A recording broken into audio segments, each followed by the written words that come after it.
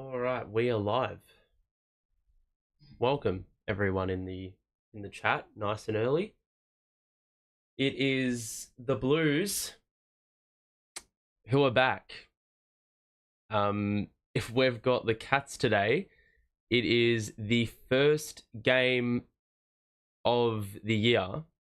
Sort of indicates that we are well and truly back. We're closing in on round one, which is much earlier in the year, so it is going to creep up on us a little bit more than I think we all anticipated.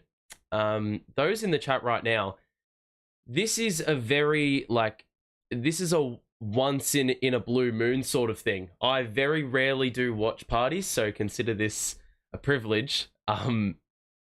Yeah, those in chat, make sure to say hello if you have dropped in nice and early. Let me know who you're excited to see. Now, I was very excited to see Zach Williams and Billy Wilson. Both of those guys are not playing. You will see the guys who are injured. You will also see in this little scroller in the bottom portion of your screen who is also out, not to injury, just getting rested, and the current Carlton team lineup. Now, it's going to be an interesting one because our team that we are fielding today is only a squad of 26. Geelong have a squad of 41. Now, if you are not in Melbourne today, let me inform you that it is going to be 37 degrees at its peak today. So obviously these guys are going to be fatigued because obviously first and foremost it is a game of football which they haven't played since September last year. Even though it's going to be, a couple notches below where they need to be. But also you have the weather element kicking in. And we only have 26 players, which is basically, a little bit more than what you would usually have on game day. So I'm very interested to see how we stagger minutes. I'm interested to see who the midfield rotation is going to be because we have no Walsh, no Kennedy. Zach Williams may have been rolling through there. Watching from Japan, that's crazy. Okay, so we're going abroad. Elijah and Fantasia, yeah, those two we will see today. Fantasia, Jesse Motlop apparently is primed. I mean, last season I said he was primed for a big year, but maybe it was me jumping the gun a little bit. Ashton Moya, yeah, he is also playing the draftee, our first selection, I think, in the draft last year, where we are going to see a bit of him. Elijah Hollands, of course. George Hewitt probably plays a fair portion of midfield minutes, but Nick Newman David Cunningham may roll through there. Lewis Young is playing today, so maybe they're trying to work out who on earth is going to replace Jacob Wiedering. Harry Lemmy is also playing, so we've got Harry, Charlie, and Harry Lemmy in the team. And we don't have too many tall defenders playing. We've only really got Lewis Young, so it looks like it'll be Lewis Young probably playing round one, which I guess is a no-brainer sort of thing. Anyone know where I can stream the game? Not too sure if you're outside Australia. I would find it pretty difficult to see if... Yeah, I'm not too sure if there is an alternative. Let me know also if you would want to see these streams for away games this year.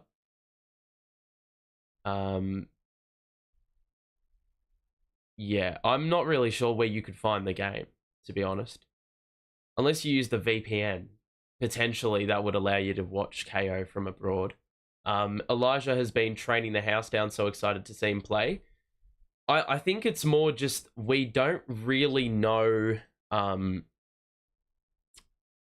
it's all fun and games to go nuts in training. But when you actually play and you've got guys running at your full pelt, it's always going to be a completely different story, and sometimes you may get shown up. So look, I'm not going to feed into the narratives of if a player plays shit today, it's not changing my opinion of them. Yes, we do have high expectations because obviously Carlton supporters demand more, but Yeah, today is more, I would assume, just a nice run through, a dress rehearsal almost. Next week is like the dress rehearsal, but it's like with a sound check involved, and then obviously it is the actual show, the actual performance. In 2 weeks, really, I think it is 2 weeks away, which is actually really cooked. Um, I can't believe it, to be quite honest, that it is this close. Like, it felt like yesterday I was doing the doco stuff. And by the way, if you have any questions about the doco, you're more than welcome to ask me. Um, like, that doco took up a fair portion of the off season, and now all of a sudden we're back again, and I have to watch this damn football club grind my gears or make me go batshit crazy. Yeah, it really, there's no in between, as we saw. If you are enjoying the stream, I know the game hasn't started yet, but if you are enjoying the stream, make sure to drop a like on it. And if you want to see my content throughout the year, I do analysis stuff. If you are new, make sure to subscribe, because every week we do analysis of the games. And a lot of people have seemed to enjoy it, at least at the back end of last year when we were winning. Not so much when we were losing. But yeah, so that's my bread and butter. So if you want to see some of that, then you are more than welcome to subscribe and join me for the ride. Alrighty. So the game actually was scheduled to start at 11. And the game's actually starting at 11:30. It got changed, which is probably a very backwards thinking sort of idea. In case you've just joined us, well, this is the first game of the year, of course. It is at Ikon Park. It is a 37-degree day today, and we're going into the game with 15 less players than the Cats. The way this game will work is there are 4 20-minute quarters, and then following that, the VFL team will take over, where there'll be a bit of crossover with some of our younger AFL players, and they'll play another 4 quarters. We won't be doing that portion. We'll just be doing the portion of the game that matters. No disrespect to the Carlton Rezzies.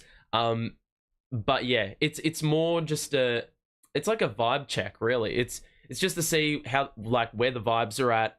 Are we, do we have the right mindset at this time of year? A lot of people, I think the main stress of preseason is whether or not you rock up with the right attitude. Last year, we looked a little bit off it. A lot of people have commented on this, and it reflected in our play in the start of 2023. Then you look a season before that, and we played well in the preseason games, and we started the season like a house on fire. So, preseason can dictate the way you start the season. And as a team that is now, well, vying for a top 4 spot, you just have to ensure that you start the game or start the season like a house on fire. There's no real room to lag behind, because if you lag behind, other teams will leave you in the dust. So yeah. Watching on KO, but you're listening to me, which is I don't know if that's the most preferred option, but I appreciate you all here nonetheless. 34 people in chat already, and the game hasn't even started yet. I don't actually know if the game immediately starts at 11:30 or we have more time to wait.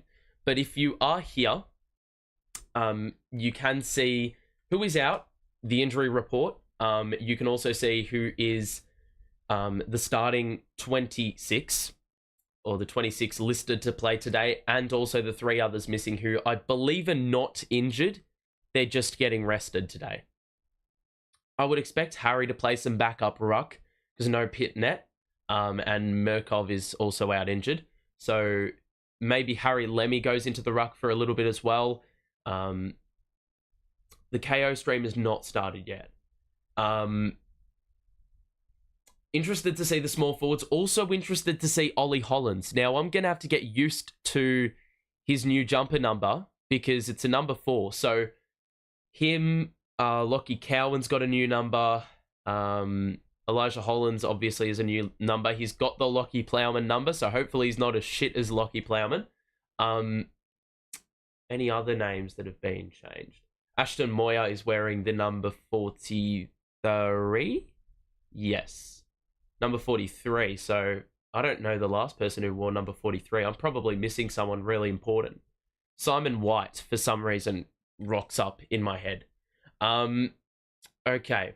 But let me know who you are excited to see. A few people have already said so, but yeah, let me know who you're excited to see. If you're a Geelong supporter as well, what are you excited about? What's the expectations for the Cats this year? I really don't know, to be honest. Because obviously they had a mid sort of season, didn't make the finals.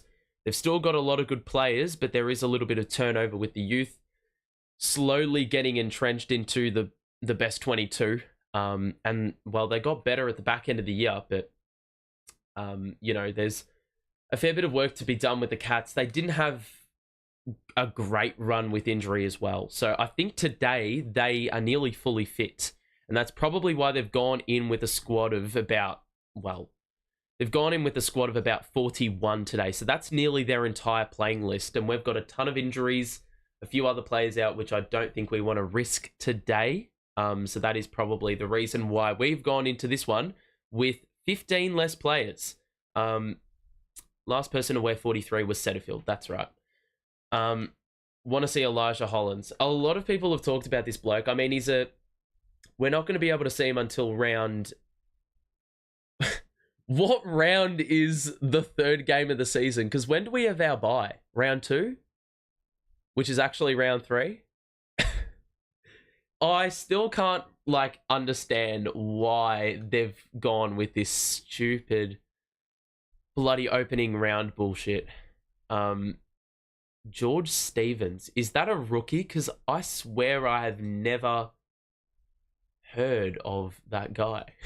There's going to be a lot of blokes for the Cats I just have no clue about. Because these days I can't really keep track of the rookies these days. The stream has begun. Why is it doing that? Okay. I don't know if it's lagging. Okay, it's not lagging. It's just the stream is that, they were sorting the camera out. So basically it looked like it was all frozen up. It looks like they're not wasting any time. The Cats have they're already in the middle. Fair few people in attendance, but I would imagine there's quite a few deterred. Oh my god, Ed Kerno is on the commentary. Ed goddamn Kerno. Okay, so we have Hollands playing in the forward line with Cunners, Kerno, Harry, Fogarty and Motlop to start. So it looks like Fantasia will come off the bench. That's all I can see at the moment. But we're about to get this one underway. I'll look at the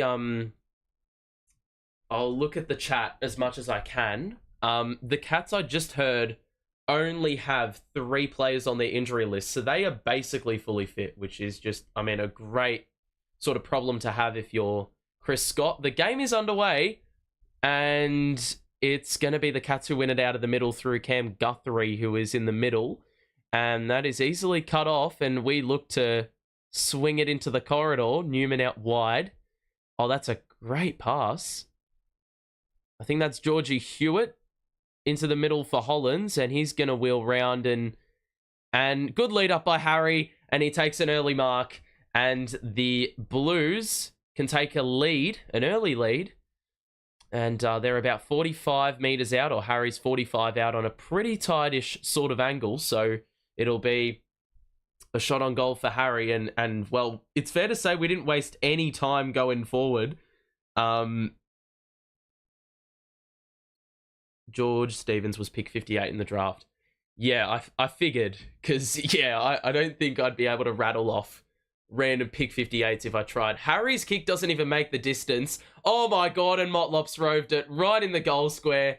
We're on the board, and I don't really know what the Cats were doing at ground level, but the Blues are on the board, and we have the first 6 points of the game, and it's Jesse Motlop who gets the goal. So what I'm going to have to do here actually is I'm going to have to keep track of all the goal kickers so I don't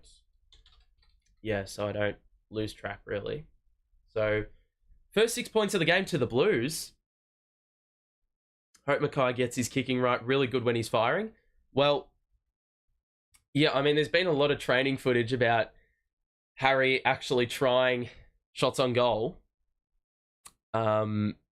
And doing pretty well with those drop punts. So hopefully he implements that into his game more. It's going to be tough today. There's a lot of wind about, so it's going to be very swirly. That's probably why Harry didn't make the distance. So it's Cottrell on the wing. It's Chera, Cripps, and I believe Doherty in the middle today. So, well, at least for that centre bounce. Cottrell at ground level. It's swooped up on by... Who is that? There's still a number of players, like, it's going to take me a while to figure out who these Cats players are. Even Blues players with the jumper changes, it goes out to play about 75 metres out from goal. How does Harry's first kick of 2024 not even make the distance? Hopefully that's not a sign of things to come, right? So it's going to be thrown in, and it looks like it's big Toby Conway in the ruck for the Cats. So maybe that's a long-term sort of thing they're going to run with. In the middle for the Cats, it's Jai Clark, Tanner Bruin, and Mark O'Connor. That kick by the Blues inside 50, it is well picked up on the half volley by Stewart, and they get it inside Kolajasny. Good link up. Myers just lost the ball. Good pressure by Motlop, and he pierces it to no one. Just gets it into space about 5 metres out. De Koning will clear for Geelong, and there'll be a contest on the wing. It's picked up by Ollie Hollins. Chera on the right. Oh, that's a good find. And Harry Mackay takes another grab, and it's going to be another shot on goal for Harry. So can he redeem himself after missing the first one, not even making the distance about 3 minutes ago? So he's got a shot on goal and an opportunity to get on the board, get that confidence up, because, you know, I mean, obviously it's a low stakes environment, but this is like a part of the transition process, doing things in training, then doing it in a, well, competitive, but low stakes environment. There we go. Get in. 2 goals for Haz, or 1 goal for Haz, 2 goals for the Blues, and we've gotten off to a fast start, and that was a good kick by Chera, lowered the eyes. I don't know if it was intended for Harry, but he was able to pluck it nice and strong, and that drop punt was awesome. That was an awesome looking set shot, and well, that's the sort of thing we need to see. But as I said, yeah, he's gone from a training environment where there's no one around to a small crowd where it's a low stakes sort of game. Then it'll be a little bit more higher stakes next week, a bit more intensity. Then the first week of the season, it's really going to kick in, and that'll be the ultimate test for him. So about 5 minutes elapsed. I don't think there's any time on. The Blues up 12-0. De Koning bats it down to Cripps, and Cunners is in the middle, as we sort of expected. There'll be another ruck contest here. I think Mitch Nevitt's in the middle for the Cats. Tommy Atkins is also in there. Grind Myers is on the ball as well. Nick Newman is at the back of the stoppage. The hand pass along the ground to Cunners. And now Chera, the link up is on. Cottrell, that's partially smothered. On the half volley is Hollins. Out to Boyd, and it'll be a short pass, which Ollie Hollins will have to fetch. And he swings around on the right, kicks it inside 50. Harry's sort of being held. Charlie can't take it. Hollins at ground level. And Mitch Nevitt's going to try kick it to himself and gain a little bit of territory for Geelong. It's going to go out of play about 55 out on the far side for or near the Blues goal. And fair to say that, well, the Cats really haven't had a sniff in their forward 50. I don't even think they've had an inside 50 in the first 6 minutes. So setting the tone nicely. It's yet again the Blues on the back of the stoppage. We have a hold, and it's going to be Blues football, and it's going to be Charlie Curnow, it looks like, who will get the goods. Nope, it's Harry Mackay again. So he's, I I mean, he's causing a few issues, isn't he? He's already had he's had 3 kicks inside forward 50. Kicked a goal, fell short on 1 shot at goal. And now he's going with a snap from about 35 metres out. So he's mixing it up. Harry on the left, and he smacks the woodwork, and our first minor score of the game. So Harry is, well, it's good to see him getting involved early. But I would have honestly taken another drop punt there. McGovern chops off the kick that went to the wing for the Cats, and he will reload, and he'll play it across the ground to the last line where Brody Kemp is, and the overlap is provided by Chera, and he's just going to short pass it to, I believe is that Hollands, or who is that? I don't know who that is. Going to be sent into the forward 50. That's another high kick. Harry's there again, but it's going to be knocked out of play, and a boundary throw in deep inside the forward 50 for the Blues. And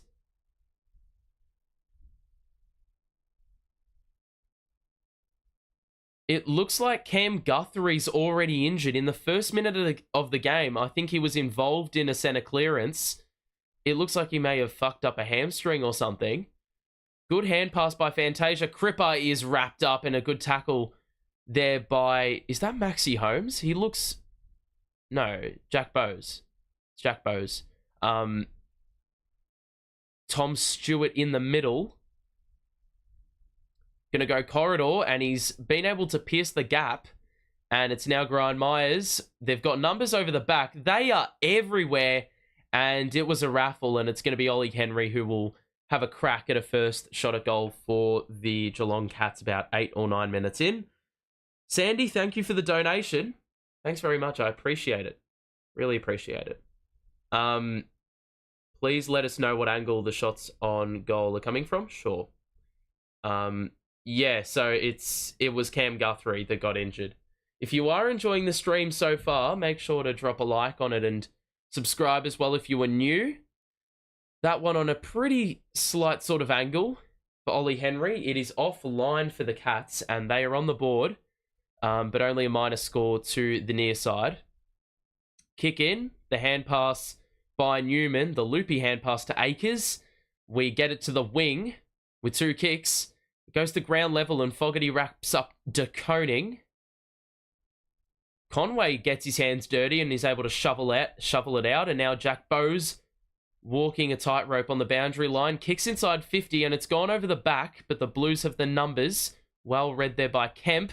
Oh, but excellently read by Tom Hawkins, and he's able to walk in for a regulation goal at the top of the goal square. So the Blues, I mean, probably could have said that there was a bit of overuse involved. You want to just clear the lines, but you don't blame Kempy for trying to hand pass it to boundary side where things are a lot safer. It was just, the handball probably was not there. He probably needed to just loop back round and go to the open side. So the Cats get their first goal of the game. 10 minutes into the match, and it's Tom Hawkins who kicks the first for Geelong. So we've had 2 key forwards get on the board for either side, and then Jesse Motlop scored one at the top of the goal square. Similar fashion to Hawkins, swooping on a goal that probably wasn't on offer. Brian Myers is sitting at the back of the stoppage. I think that's as a result of his wing play. That's a good kick inside 50. At ground level, it's going to be Henry who picks it up. Well tackled there by Cowan. The kick inside 50 is right on the boundary line, but they run out of space, and it's going to be Blues ball about 15 out. Oh my God, and it's... I've just seen who the umpire is in this game. Number 22. We hate this guy. Collectively, as a Carlton fan base, we hate this guy. The Cats chop it off through Mullen inside the 50 for Bowes, and it's an easy grab for... Who is this? Number 33. I think that's Shannon Neal for the Cats. It'll be a shot on goal from directly in front, about 45 out. But what I've noticed is when the Blues turn it over last, I mean, this is all like this is a very small sample, but quite a few times when we've turned it over, the recovery hasn't been as good as we saw it in the back end of last season. That is well drilled by Shannon Neal, and it's gone straight through the middle. Those are pretty regulation sort of kicks, and Shannon Neal has gotten the second for the Cats, and we are we've exceeded the halfway point of this first quarter. And it's all tied up at 13 apiece. The Blues opened with the first two. The Cats have followed it up with the next two. And as a result, it's all tied up. So Blues started well, but the Cats have gotten a few clearances, and it's really been a territory sort of game in this opening quarter. Generally, when you've had the run of play and it's been locked in your forward half, you're going to score from it. At least that's what we've seen. And it's been difficult for the opposition to clear the lines. So, another ball up. It is Harry playing some ruck minutes here because no Pitnet playing today. Taken to ground was Clark, but he was able to dish it out after shrugging off a couple of defenders. Neal nearly got the mark fully. Myers at ground level. Oh my God, that is quality play, and they're going to keep it going and hand it off to Tom Hawkins. So, mate, Brian Myers has been in amongst it everywhere for the Cats. I reckon he's been their best player. That play right there, just at ground level, like he's been playing a bit off the back of the stoppage when he's on the wing, or maybe he's been playing a bit of halfback, but like on that occasion at half forward, just able to weave his way through and then just pierce it across to Ollie Dempsey, who got it to Hawkins, and Hawkins is going to convert that one as well. So the Cats with a response, and I mean that's really just smart play by the Cats, lowering the eyes, short passes. It's really, really simple what they've managed to do in the last probably 5 or so minutes, but it is well and truly working. Defensive shape and response not great in the back half. Too many free. I would say, yeah, it's more the recovery element. It's always going to be really difficult to recover once you turn it over already in your back half, because it's less distance for the opposition to get into their forward line. Like if you turned it over on your half forward line, they've got to take a couple of kicks to get there. You can recover quicker, or you've got more time to recover, should I say. When you turn it over on your defensive 50 line, well, they're one kick away from potentially getting it 20 meters out. So the Cats have responded. Hawkins is 2 in the first quarter, and there is another centre bounce, which is a stalemate, and it's going to now be the Blues who win the tap. Nope, it's fumbled by Cripps, and it's DeConing at the bottom of the pack. Cunners nearly got hands to it. Definitely was held off the ball by Tanner Bruin. And the Blues are going to be allowed to take advantage here. Hollins, that kick was not on. Henry was in the way, but Charlie was able to get a boot to it. It's going to bounce and hold up in the turf. So that's Charlie's first score of the game. And look, I don't think he really had any business getting a kick away, but he's managed to get himself on the board. Jeremy Cameron, I don't think, has really played today. He has gotten the ball here at the defensive 50-meter line, and he's going to just kick it down the line and slow the tempo a little bit, look for some lead up.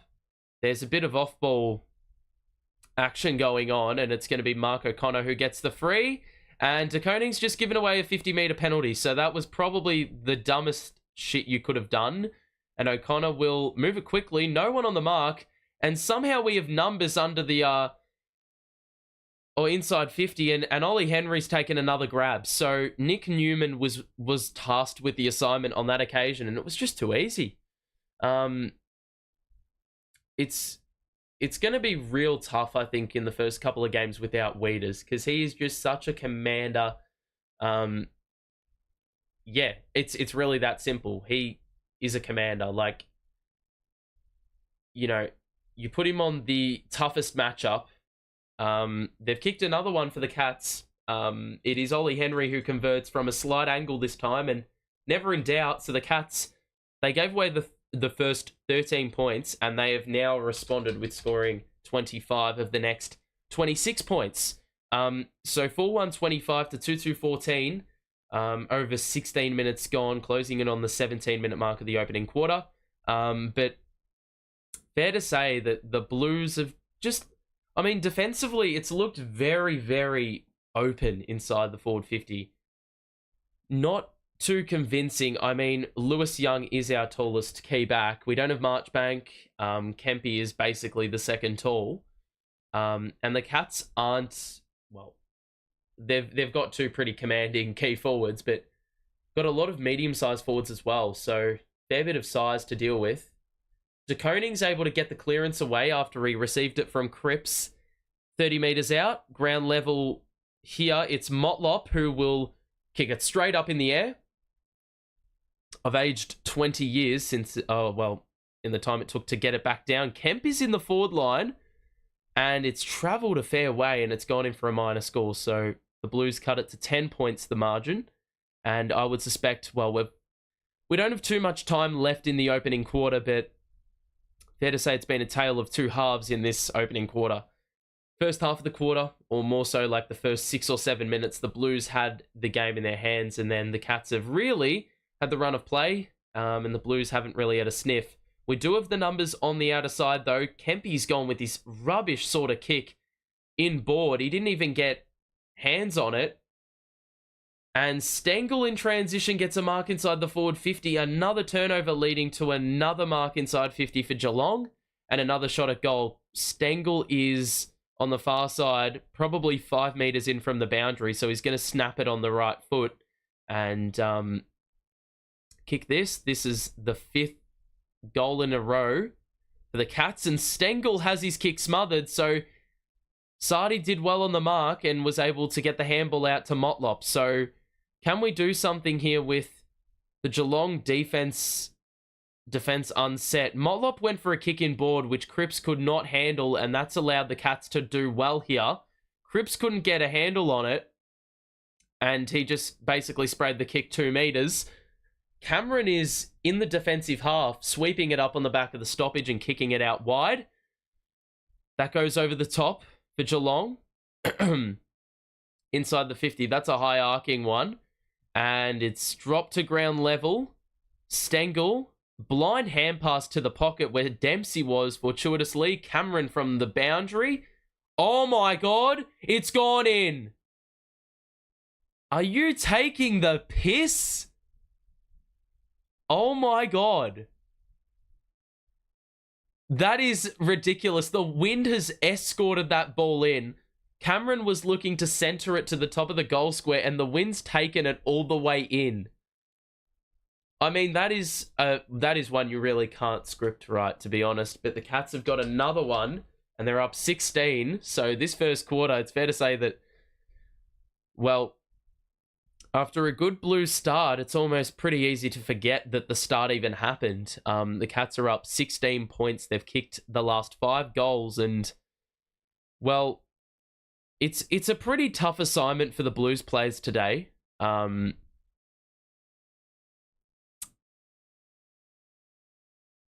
think we're going to get the quarter time break very quickly here, right? So the ruck contest here is won by Conway. That's got to be a high tackle. And it will be Jordan Boyd who gets the free kick, is the recipient of it. It's gone over the 20-minute mark now. I don't know why the clock has stopped. I don't know why my clock is so far ahead. It's kicked inside 50, and it is chopped off by whoever the hell number 14 is for Geelong. And it's now Mitch Duncan, who I think will be playing more back half because, you know, he's borderline ready to retire. Short kick by Akers, who chopped it off at the 50-metre line to Patrick Cripps. And he will get an opportunity. Nope, he'll short pass it. And they took advantage of a napping Geelong defence. And it's Orazio Fantasia, who will get a crack at it. And I have seen, via courtesy of some Carlton fan content, or not fan content, some Carlton media content, that Orazio hopefully will pull out the stirring the pot animation when he scores a goal this season. And that one's to the left-hand side and it's off. So he can't quite employ the pot stirring celebration after that shot at goal. Not quite the best case scenario. So the Cats are going to get it down the line, and they're using the full width of the ground here. Cameron is going to get it right in front of the interchange bench on the broadcast side, and Cameron will kick on that left, and he is not able to find the man down the ground, Tommy Atkins. McGovern cut it off. He was actually facing the play, and Atkins was running back towards it. He will kick more inboard into the corridor. Cripps actually got tripped up by De Koning, who ran into him. Cameron to Kolajasny, who will go out wide to Mark O'Connor, where there were no Blues players occupying him. And I would sense that this is going to be wound down. 22 minutes gone, and I was told that we were going to only have 20-minute quarters flat, no time added on. Yet here we are, 22 and a half minutes into the quarter, and there is just no sign of the siren actually being blown. Chera will clear on the left, and it goes over the back, but the Cats have got quite a few numbers there, but they can't really work things out. I mean, they've got the numbers, though, so they could afford a little bit more time. Newman somehow ended up with it, despite being in a 2-on-1 at centre wing. Cripps will kick it inside 50. It's a 1-on-1 in... Oh, that's... I mean, there was way, way too much space there. And, look, Ashton Moyer is probably... I mean, that was his first contest in a competitive environment against a proper opposition, and he did not do well. Doherty, that is an absolute shank of a kick. It still travelled the full 50 metres. And it's gone in for another minor score. So the Blues started the game 2-1. They have kicked 4 consecutive behinds. That is, well, they've had 4 extra behinds. And they have had 1 extra shot on goal, yet don't really have too much to show for it. The Cats have had far more high percentage opportunities. The Blues have bombed away quite a bit, but I do think we're kicking into the wind in the first quarter. As the Jeremy Cameron goal would suggest, because, well, the wind basically escorted the ball in. That's a great rove by Jai Clark. Stengle's over the back, but in front is Jordan Boyd, who looks to move it quickly. It's Cripps, who will handball it to McGovern, and right through the middle of the centre square, he kicks it out wide to Ashton Moyer, and he's going to kick it. Well, he had the short option on, and he's gone the further option and absolutely shanked it out on the full, and it really travelled as well. So Harry Mackay could have had an extra shot at goal from his prime position right on the boundary where he could snap the shit out of it. Instead, it is going to be the Cats going the other way. We had 24 minutes gone in the first quarter. Are we actually dealing with time on today? It seems like it, because there's no way... I mean, it'd be an absolute travesty if the scoreboard operator had fallen asleep, right? So, 31-17, winding down this first quarter, I hope. The real talking point in this first quarter for the Blues, I think, is the turnovers. And there hasn't been an awful lot of disposal inefficiency as such. It's just been more those 50-50 sort of balls, and sometimes there's been a smother or a kick chopped off. The idea's been there. That's the opening quarter done. And it's quarter time. It's 31-5-131, that is, to 2-5-17, the Blues. So a 14-point lead at quarter time for Geelong. The leading goal kickers for both teams. For Geelong, it is Hawkins with... hold on. it is Tom Hawkins with 2, Shannon Neal with 1, Ollie Henry with 1, and Jeremy Cameron with 1. And for the Blues, Jesse Motlop and Harry got the Blues on the board in the first quarter. But it was really one-way traffic after the Blues kicked the first 2 of the game. The Cats have kicked the last 5. So that is the scoreline at quarter time. Yeah, so it's let's just say it probably wasn't an ideal end to that first quarter, but it wasn't an awful first quarter. It just looked like, the Cats were pretty clinical when they did have possession of the ball, just really smart with it. Do you realize that you have your Nets hat on? Yeah. The Nets hat is just a part of my image now, I feel like. It's just a part of me. If you are enjoying the stream, by the way, make sure to drop a like and subscribe as well if you are new. We'll be doing analysis videos for this game and many others during the year. So if you want to tune in for that, make sure to subscribe and also drop a like on it if you are enjoying. There is also a donate button as well if you feel like a donation is worthwhile, necessary. It's not an obligation, but you are more than welcome to show your support in that way as well. But overall, my main extractions from the quarter, I feel like we're just a little bit off it in terms of, the ways we're recovering defensively. When we turn it over, looks like we're getting absolutely killed. Like, running back towards goal looks like we're really struggling to get back. Like, the numbers, the outnumber inside the forward 50 for Geelong is just ridiculous when the turnover happens. I mean, that just screams like either we're in the wrong position because we've committed too far to the offensive play, or we're not working hard enough. But yeah, I mean, it's going to be a tough one for this team regardless. Well, we've got, in case you've missed it, it is a 37-degree day in Melbourne. So I imagine in Carlton it would be something similar near the CBD. There is a fair bit of wind about. We did have more shots on goal in the opening quarter, but a lot of them low percentage, outside 50, or like rushed kicks almost in open play, not from set shots. Yeah, so every score we got, we had 1 goal from a set shot, another goal that came from a set shot but dropped short, and Motlop was able to kick it from the top of the square. And then the behind we scored was from open play, or most of the behinds we've scored have been from open play. So, yeah, there hasn't been too many set shots that we've taken. But yeah, that is really the score, or really the situation, should I say, at quarter time. And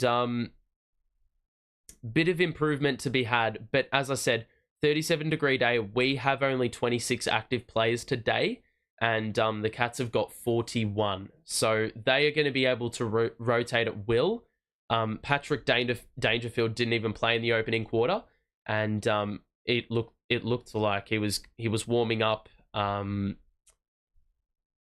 this interval break. So, these Cats players have the luxury, some of them, of being able to play 2 to 3 quarters, whereas our rotation's probably a little bit of a different story. A lot more players going to be playing 3 quarters, 4 quarters, and I really expect the Blues to sort of struggle a little bit in terms of the fatigue element in the last quarter, because, bro, they are going to be absolutely cooked, right? They're just going to be absolutely cooked. I think like the fatigue element is just going to kill them, because that heat shining down on you just takes the wind out of your sails. Like, your energy gets sapped real quick. I guarantee if you were watching in the crowd today, you're already going to be deflated. When this game is done, I don't think you could be bothered going home, because you just won't have any energy to get up out of your seat. So I think that's reflective of how difficult it is difficult it is for the playing group today, especially with a lot less players available. In case you've missed it, we don't have Williams, Kennedy, and Pitnet. Then we also have on the injury list JSOS, of course, out for the year. Sam Walsh out with back soreness, probably till opening week. Weeders is out till probably round 3. Durden and Owies are not playing today because they've got a couple of issues, but they should be back for opening round if, well, they're called upon. And then who else am I missing? Jack Martin's also out, I think with a calf problem for 2 to 3 weeks. So he also probably is in a little bit of doubt for opening round. Marchbank has illness, and Mirkov is to be determined. So there's quite a few out today.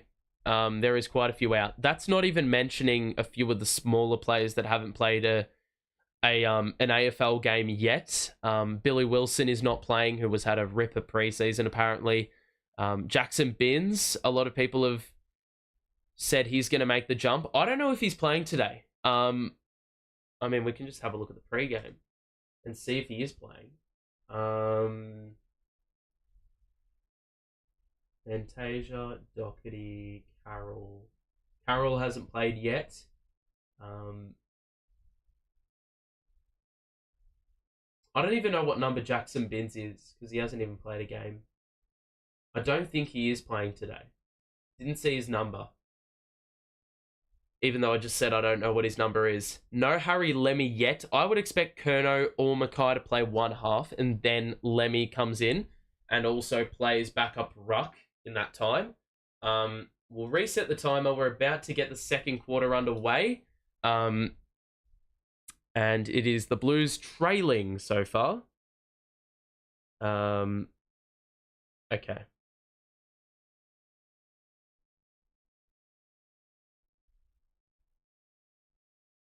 Let's have a look. Alrighty. So 1 quarter in, and it is the Blues trailing by 14, and we are now underway. I will look at the chat every so often, as I've mentioned. That bounces perfectly for the Blues, and it is a chalk and cheese type center clearance. If Hewitt could hit the target, because Harry had led up excellently well and timed it to perfection, it just went over the top of his head. It was too tall for him, even though he's ridiculously tall as it is. So a forward line stoppage here. Stanley, I don't think played the first quarter, but he is playing in the second. Dangerfield is also on the field.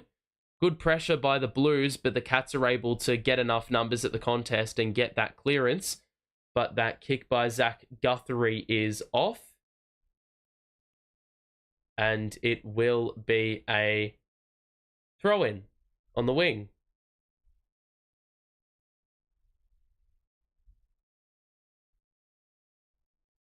So, boundary throw-in, and that has fallen well short. So that's probably saying a lot about what this wind is doing. Boyd, Brad Close, also did not get a second of action in the first quarter, but he is also on the field for the second. And I'm used to him wearing sleeves, but he's got the short sleeves on today. And now the Cats will move it forward. And this is way too easy. I mean, we do have numbers in the middle, blocking off the corridor sort of area, but really the Cats have gotten a lot of numbers getting into the really sort of like those really tight areas along the boundary. And you need precise kicks to get it out there, but they're doing that pretty well. Kerno is up at the contest. That is way too high up, but I mean, I'm not too opposed to it. So, Sardi intercepted after the Cats went inside 50. We got it back out, but the Cats chopped it off nicely. And now another lock-up at the 50-meter line for the Cats. It is Close and Blitzovs, who also didn't play in the first quarter. I feel like I'm saying this for every single Cats player on the field right now. They're all getting some action in the second quarter. So Cripps wins the free kick. Tanner Bruin does look a bit more filled out, I will say. In the first couple seasons of his career, he's looked very, very slender. But this season he's looking a little bit more bulkier, at least from first glance. Curnow on the wing will swing round after getting the grab. That is just a poor kick. But Stewart just lost the ball, and he would have argued that he got pushed, but it's not going to matter because no one called it. It was touched. And as Harry kicked it inboard inside the forward 50, and even though a Cats player took the grab, Akers was able to force a stoppage about 10 metres out from the Blues goal. Bit of a scrimmage, but the Cats will clear. Tanner Bruin just handballed it straight to Hollands, who got bumped by Stewart. And then Tanner Bruin is locked up by Sam Doherty. And they've called a free kick. I don't know where the free was in that, but it is a high tackle, I think. So Bruin is going to clear. Down the ground, De Koning gets up, but doesn't get the mark. Then Blitzarves hands it to himself. Was able to keep it alive, but Jordan Boyd is going to run onto it. Kick inside. That's a great kick to Cripps. Short pass to Doherty. Will swing it across to McGovern. It got to him on the bounce, and he will kick on the right. Inside 50. Curnow is well blocked out by De Koning. Used the body excellently well. Trapped the landing zone nicely. Didn't let Charlie get near it. And the Cats will go out wide to Maxi Holmes. Good sidestep. Gets right by Ollie Hollands and kicks it very, very long, but Lewis Young cuts it off. So, first quarter, it was all Blues, then all Cats. In this first 4 minutes, we have seen not as much disparity in terms of the advantage. It is, it's been very end-to-end with very minimal end product. The Cats yet again overshot another kick. Adam Sard is able to... Oh my god, that is so classy by Sard. He was able to fend off two and then draw the defender as he got the hand pass away. The Blues will kick inside 50, and it's Hewitt to Charlie Curnow, about 47 out. And he is probably 5 or so metres in from the boundary on the far side. So a tough kick awaits, but he does have the wind behind him, so he will get the distance. These are the sort of kicks where Charlie really likes to open the angle up a little bit and swing round. So we'll see if he does that here or he just goes straight on. But I think he's going to swerve. Max Holmes is there in the case he does do that. Curnow does lessen the angle a little bit, but it didn't really matter. He's absolutely killed the kick, and it's gone well out of play. So, still no score in this second quarter for either team, and it's going to be Tom Stewart with the kick-in duties beside the behind post. So he kicks it wide, and well pushed under the ball by Sam De Koning, and he exploited the smaller defender in Akers, who isn't small by any stretch. You know, he's a 190 centimetre mid. Stanley just got an easy grab, and he shoved Tom De Koning under the ball. Hawkins, good run there by Dangerfield, is able to swerve it inboard. Swept up by Chera. Backwards. Oh my god, Kempe is having an absolute nightmare. An absolute nightmare of a game today. The amount of times he has fumbled the ball in the back line. I mean, you want to get the rustiness out of your game in these sort of games, but he has just had a couple moments where kicks have been dodgy. Oh, wow. That is...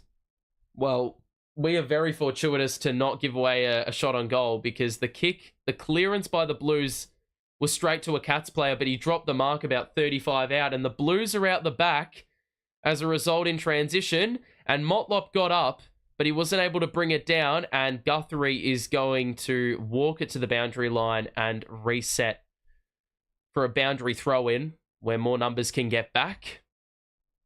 So 7 minutes gone into this second quarter. No one wants to score. They're allergic to scoring almost, it seems. So 31-17, the throw-in, it's fumbled by, I don't know who number 14 is, but he looks familiar. Cripper. The handball, it's a blind handball, top of the square to Motlop, who was shoved. He tried to draw the free, and the Cats will sweep it up. It is Brian Myers who gets the mark as the bailout. Kick inside was on, but it got to Jai Clark on the bounce, and now the kick to the wing is to absolutely no one. McGovern dropped the mark, but we have numbers. There is not a cat within 20 metres of him, and it is a mark to Matt Cottrell. So he will slow things up and assess the options, because it seems like we just need to take it down a little bit in terms of the pace we're playing with. I think it's been a little bit harmful in this quarter, the way we've played. Hollins to Sard, and now Akers out wide, and he will slow things down as well. So he's just going to send one up into the forward 50, and that is, well, pushing the boundary again. And it's Sam De Koning who is right in the right position. And he's positioning himself well. He's identifying where the wind is going to take that ball. And really, he did not have to move. And Charlie was just a bit under it. That is a turnover, though, by De Koning. And we get the hand pass off quickly. As soon as we marked it, it goes long. And Harry Mackay can't get there. So if he marked that, it would have been about... Well, he would have been neighbours with the behind post. So it would have been another sort of snap set shot for Harry. 9 minutes gone into the second quarter. Still no one has scored. Cripps is in the ruck here, and he's batted it down to Akers, who gave it back to Cripps, and now Mackay. It's knocked away. The tackle was taken on there by the Cat player. I'm not sure who it is. Number 14. Someone educate me on who number 14 is for Geelong. I've got no damn idea. The tap down. The clearance by the Cats by Duncan. And it falls to ground level, front and centre for Myers. That kick is also cut off by Jordan Boyd, who is in front. And then someone tripped over. I think it was Kempy again. Brody Kemp has had an absolute rotter of a game. Hollins, back to Adam Sard. And he will kick it long. And it's going to go over the boundary line, about 70 out from the Blues goal. So this is just like, this is ping pong football. Like, there really has been minimal advantage for any team in this second quarter. I could not tell you who's been the better team in this second quarter. It's been all over the joint. Hollins just fresh-aired the hand pass, but he's gotten the free kick because he went at the football a little bit lower, and he gestures to where he's going to kick it, and wants the forwards to run into that space. And we had no representation where he did kick it, so that didn't work. Newman's in the forward 50. The short kick to no one. Where are our numbers? That's a great tackle. Who is that? Jack Henry was chased down. And a free kick to, I believe, Charlie Curnow. And it looks like we're finally going to get a shot on goal or score in this game, in this second quarter. We have been starved of any scoreboard pressure from either side. Fair to say it's been a pretty interesting sort of quarter skill-wise. No real way to sugarcoat it. It is Charlie Curnow who will have a crack. He has not kicked a major today. Oh my God. What did I just say about us getting a score on the board in this second quarter? He's fucking sprayed the crap out of that out of bounds on the full. So we continue to have no one score a point in this second quarter. Harry Mackay does well, but he's just handballed it straight to a Geelong Cat who had his hands up, and now the Cat's in transition. They get it over the back. It's well spoilt there by Mitch McGovern, and it's Jordan Boyd who sweeps it up. He goes further back to Lewis Young, and we're finally going to get a score. Got to give these two teams a round of applause. They're slogging it out in 37-degree heat and don't even have any goals to go with their effort. Like, like 12 minutes gone and we've had one behind, and it was a rushed behind. Oh my God, Harry. Harry took the mark and handballed it off. He's handballed it to like a toddler. Like, George Hewitt is not 50 centimetres tall. Handball it to his chest. The Cats turned it over in the centre circle. That is a terrible kick inside forward 50. But the Blues forwards are pressing. However, there is a free kick. And it's Sam De Koning for the Cats. So De Koning out wide. Wow. Henry to... I don't know who that is, because the quality all of a sudden has turned to shit. It's like I'm in 2005, except I think that's actually disrespecting 2005 quality. The Blues do well here. They get numbers at the front of the stoppage. And Chera will kick it inside 50. And we have a mark for Curnow, who kicks inside 50. And that's a great short pass to Cottrell, who will kick it one step further to Fantasia. Top of the square, Ashton Moyer. First goal for the Blues in Blues colours. And it couldn't be any easier. But the Blues cut it back down to a 9-point margin. They kicked their first goal of the quarter. It's only taken 14 minutes. But that's well done by the Blues. As soon as they got the turnover, they dashed forward. And there was a lot of space on offer for the Blues to really operate in. And that's why there were so many open numbers. Really worked hard to get into those spaces and really spread the Cats' defence. And we finally have gotten one on the board.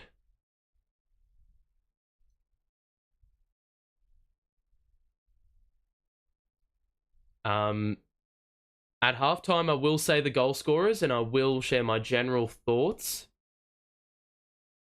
So, Ashton Moyer kicks his first, and we've had 3 individual goal kickers. The top goal kicker today has been Tom Hawkins, who kicked 2. And, well, in this second quarter, we've had only 2 scores. A goal for the Blues just then, and then a Cats behind that happened probably 2 minutes earlier. Dangerfield got a free kick, who was beelining the football. Kick inside forward 50. There has to be a free there, and it's going to go to Shannon Neal, because McGovern has just driven into, Shannon Neal's back, and it's going to be a free kick. Shannon Neal wasn't even close to the ball, so McGovern just brought him down without really giving him a chance. It was a hold. Brought him to ground. It's going to be a set shot in the pocket, about 25 out for him. He's already kicked 1 goal today. He'll have an opportunity. The second one.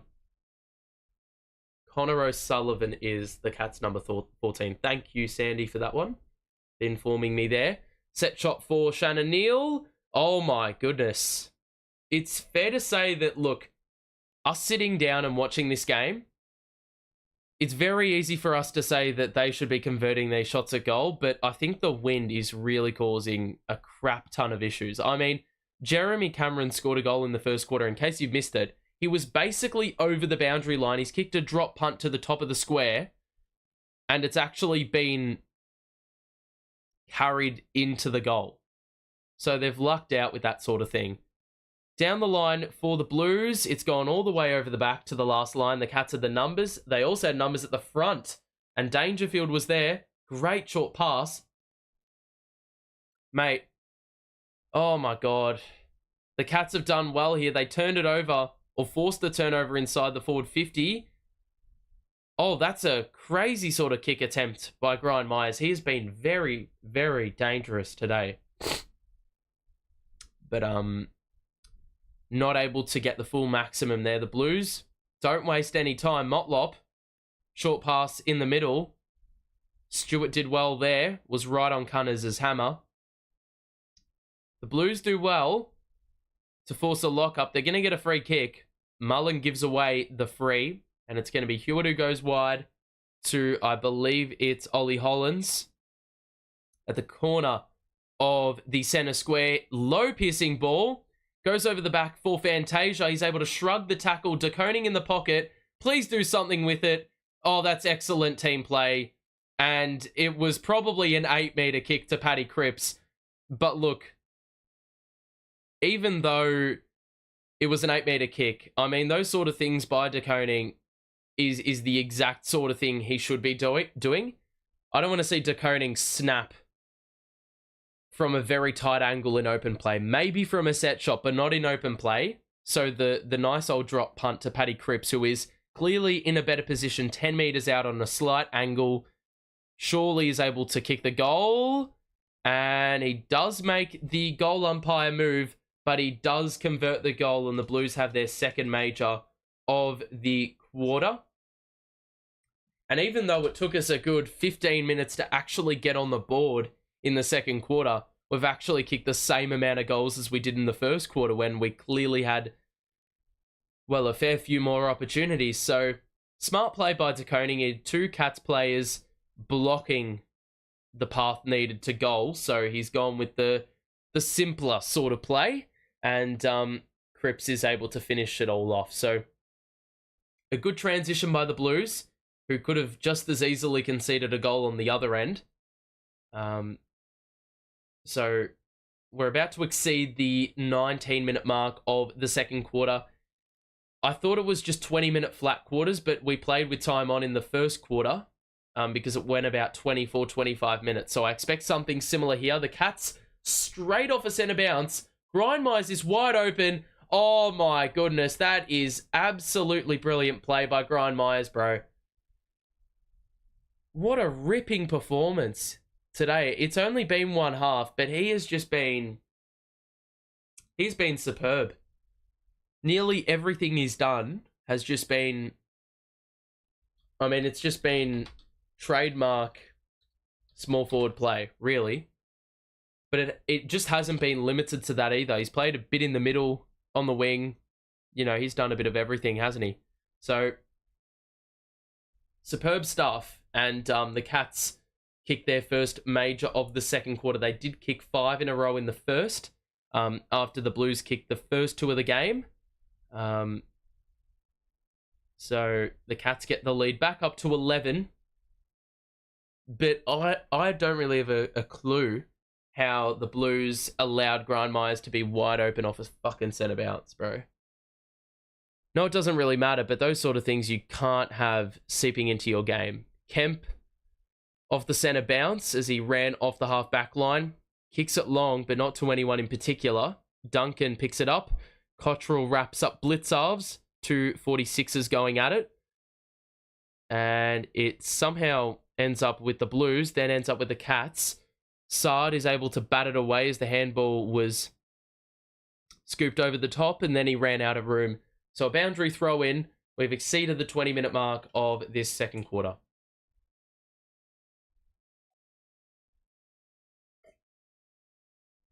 Goodness gracious. So 21 or so minutes in, and it is De Koning who wins the tap. Cunners and Hewitt are there at the contest. Cameron, that is an excellent one-touch sort of handball. Didn't waste any time with it. A good smother there by McGovern.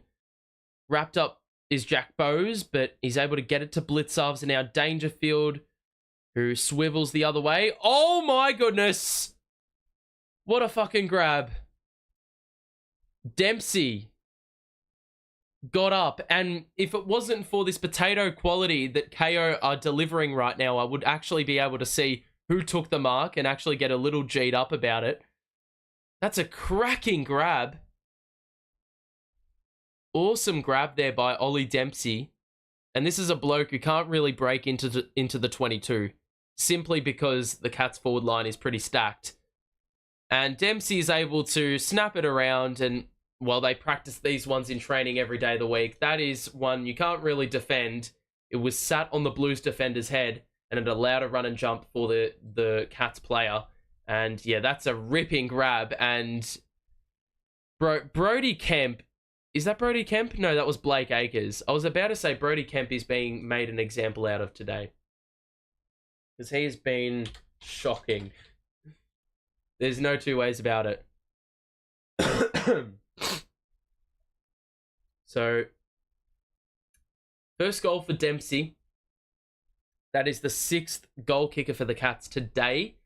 The Blues trail by 17. They got it down to a amount of 5, but the Cats have kicked the last 2. So Geelong leading, 22 and a half minutes gone into this quarter. Reece Stanley didn't even go for the ruck contest, but that was because the ball had ventured outside of the centre circle. It will be a reset, deconing Stanley in the ruck. And at the contest is Fogarty, Doherty and Cripps. For the Blues, off the back of the stoppage again, Boyd was pushed as he kicked it. And it tumbled forward. Hewitt is able to wrap up Jai Clark. And it still hasn't left the centre square. Another ruck contest here. DeConing doesn't win the tap. Cunners does well to pick it up on the half volley. And Boyd yet again is on the back of the stoppage, but he's kicked it to absolutely no one. And now O'Connor will kick it further afield. Wow, I thought Dempsey had ran out of space and my suspicions were correct. It'll be another boundary throw in, basically bang on centre wing. And look, I have noticed there has been a fair bit of... Okay, well, the quarter's ended, by the way. The quarter's ended. And it's fair to say that this team has been horribly affected by the wind. Because, bro, they are kicking it either way too far in front or way too far over the top. There is no in between. We're very rarely nailing those 40 to 45 meter kicks, or even those kicks where you've got to honor the lead. We haven't really been honoring it all that well. It is halftime though. The Blues in that second quarter, they kicked two straight goals. The Cats kicked 2 goals, 3. And thus they lead. They've gained 3 more points to their lead. They're up 17 at the half. So that is the score. If you are enjoying the stream, make sure to drop a like on it. And I am doing analysis videos this season for every game in case you weren't here last year. That is my bread and butter. So if you want to see analysis sort of videos from a Blues perspective, for every Blues game, make sure to subscribe. We will be doing all that good stuff. What were your takeaways if you are watching the game? If you have any questions for me, any sort of questions, make sure to rattle them off in chat. If you're not watching the game, of course. And what are your takeaways going to be? We are missing quite a few players, quite a few rotational plays, which probably will be in our best 22, but we have seen a bit of a few players that aren't really too known to us. Fantasia's one, Elijah Hollins is another. Ashton Moyer got on the scoreboard, but he hasn't really done too much. But I think the main focus for this team is being able to just get these reps in first and foremost, and the rustiness is pretty apparent. So I don't necessarily think the application has been awful.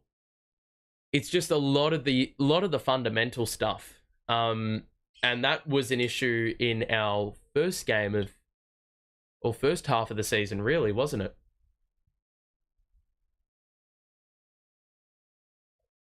So yeah, that is really the situation at the moment.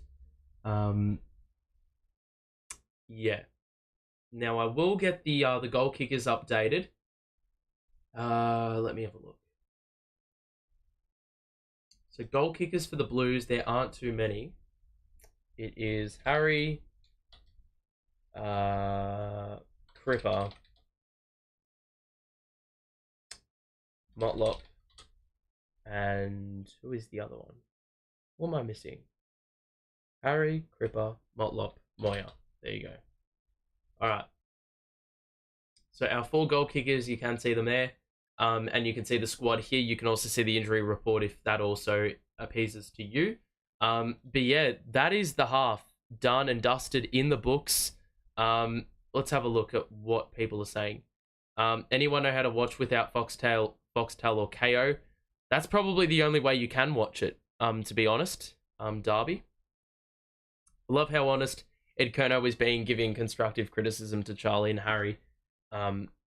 Look, I've actually done a video about this analysis-wise last year. I've I analysed how Geelong are a very... Like, they're a team that prioritise marks on the lead and that sort of thing. And how, like, earlier in the season last year, you could see that we were using Charlie and Harry in a way where they needed to take contested marks to bail us out, essentially. And that's problematic because these guys, I mean, they're going to get run down if they consistently have to try out muscle. Yeah, I should probably get the score up, right? There you go. There is the score line. Yeah, but Jeremy Cameron and Tom Hawkins, they get marks in much, like, in a far different fashion to the way Harry and Charlie do. Harry and Charlie, you don't see the mark on the lead as much as Jeremy Cameron and Tom Hawkins. That is just simply because we play a different way to Geelong. We're not really a ball user sort of team. So that's sort of why you see these guys, Charlie and Harry, bail us out with a ton of contested marks. Because the kicks are up and under half the time. Ed Kerno even agrees Charlie hasn't gotten himself in the game. I mean, yeah, he hasn't really done too much, Charlie, at the moment. It does look like a team that is probably still trying to work things out, which is okay, of course. You know, you've got a fair few weeks. I think the best thing about preseason and these sort of games is you like have this game and then you realize, well, shit, we were garbage in this area. So that's what we need to fix up. I think that's one of the major key takeaways from...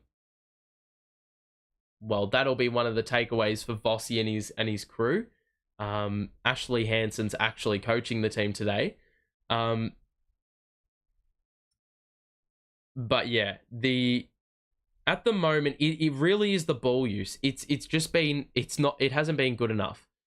I mean, I'd rather them make the mistake now than later, of course. Jeremy Cameron makes leads and can't play properly up the ground. Well, he can. If you just mistype that, then that's cool. But Jeremy Cameron plays up the ground and he does really well in that role. Changes things a lot in terms of dynamic. Because then as a centre half back, you're like, well, do I have to follow Jeremy Cameron up the ground or do I stay back and just serve as an extra number? So yeah, it really causes a few issues, I would imagine, for the coaching staff, because they have to work out, well, what do we want to prioritize here? But yeah, at the moment, 46-29, there have been a couple goals there for the Cats where I've just been a bit confused how on earth they have not... I've just been a bit confused why they're so wide open. I would take Tyson Stengel over Jesse Motlop any day.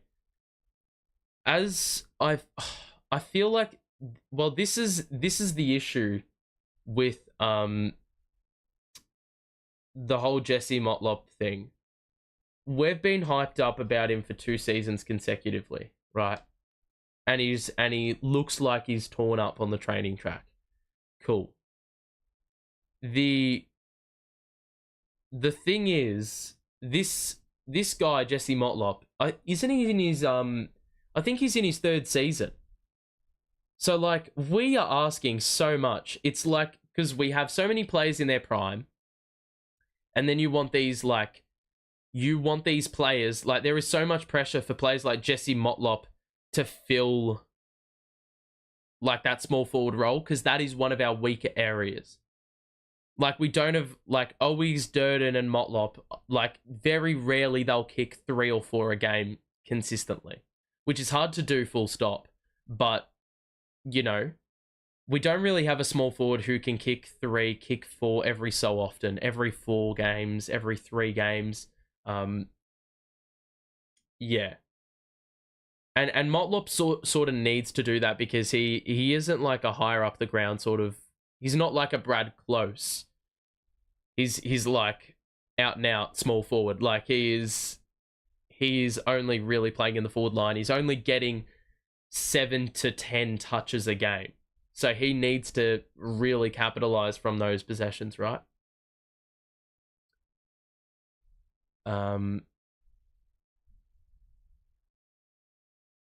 So yeah, it is sort of a tough one that Motlop is. It's like it's not an ideal situation, but I mean he's going to be better for it in the long run. It's just like small forwards. Like I think this is an issue like in the NBA as well. Like there's so much pressure to perform so early on in your career that you can't allow for organic development. So I think, I mean, he's at a football club where there's going to be a ridiculous amount of pressure.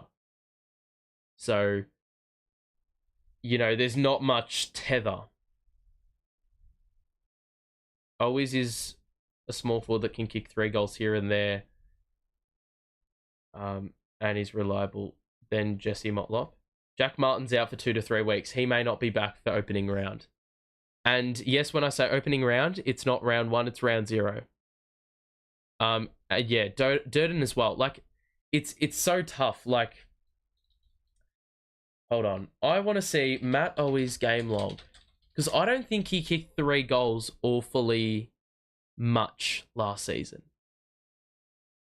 So last season he kicked... So Owi's played 19 games and kicked 27 goals. I can guarantee you he did not kick too many goals. So he kicked 3 goals against Geelong. He kicked 3 goals against the Dogs. And from then on, he never kicked more than 2 in a game. So, yeah. We are not there yet with that sort of player. Yeah. It will be interesting to see if Moya will come in for Martin in opening round. I would not expose him like that. I don't think that's a smart choice, personally. I think we've got enough small forwards to just account for that, I think. Whether we're going to get the output that we want, it's a different story. But I got a few reservations about us just throwing him into the deep end, I do think. Okay. Corey Durden hasn't had a proper run since 2022. Well, he did have injury. He was pretty good in the first 10 or so games when everyone inevitably looked good. Yeah, when everyone looked good in that first 10 games where we won 8 of those. I mean, Durden looked proper good. Yeah. Wow. I've just seen Angus Brayshaw has retired. Angus Brayshaw has retired because of concussion. That's crazy.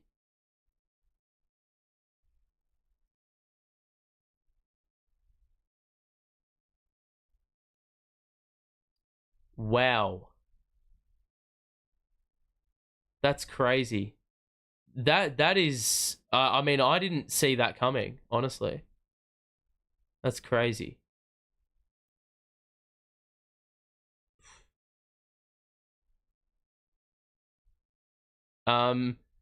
Just quick note, Jackson Binns is going to be playing with the VFL squad. So he's not with the AFL team, but he will play 4 quarters, I would imagine, with the VFL team. Any other players? Hudson O'Keefe will play with the 2s. Dom McQuay will play with the 2s. Rob Monaghan will play with the 2s.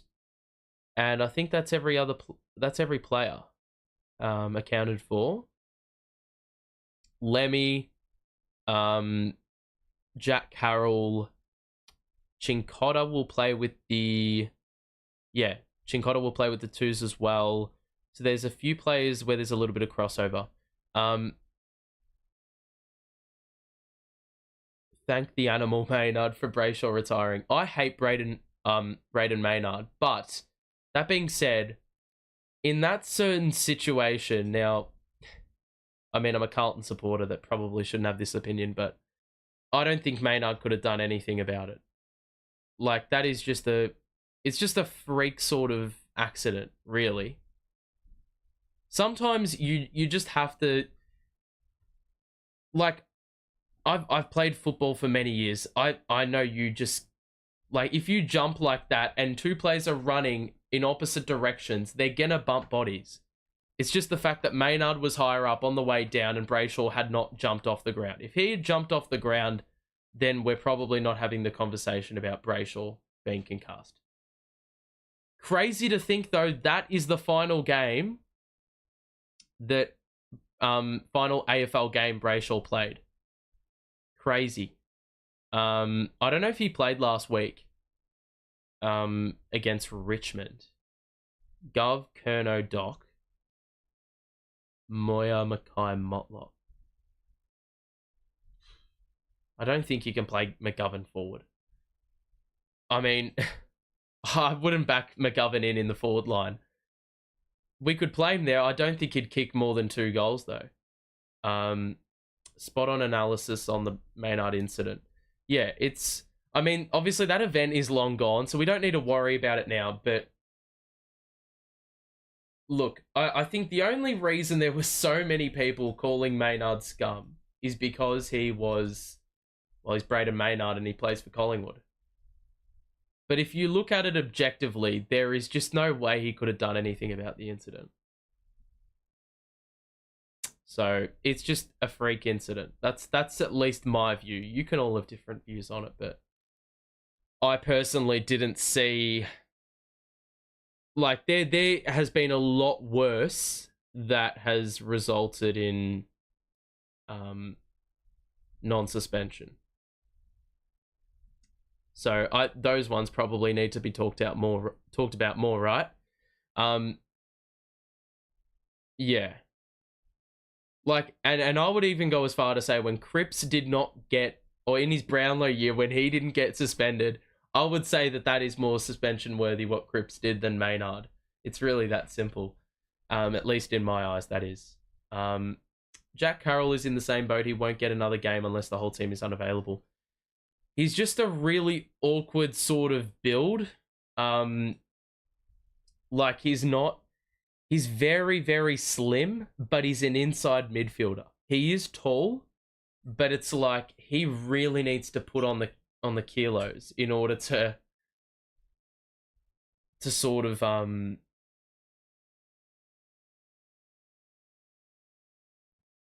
he needs to put on the kilos if he's gonna have any chance.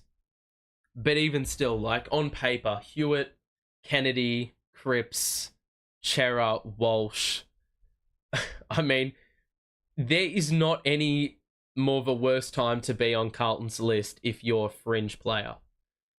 Because it's very, very difficult to make a name for yourself. Because a lot of positions are tied up. The forward positions are tied up. The back line probably is tied up, like the smaller defender positions. The midfield positions are tied up. The wing positions are now tied up. The only positions that probably are up for grabs is the small forward position. And maybe... Oh, God, I don't actually know. And the half forward position. It's really all the smaller forward positions. Yeah, all the smaller forward positions for the Blues. So yeah, that really is the situation. So yeah, if you're a Carlton footballer, a young player that's just entered the ranks, mate, it's going to be tough for you. I'm so happy Pitnet isn't playing. He's so sluggish. He's a brilliant tap ruckman, but you've got to... It's a trade-off. You can't have a player that's really good at everything, or you can't have 22 players that are really good at everything. There's going to be trade-offs. So Pitto is a good ruck for the actual tap work aspect. Getting around the ground is a little bit of an issue for him. But I think he does pretty well. I think he holds his own pretty well, for the most part at least.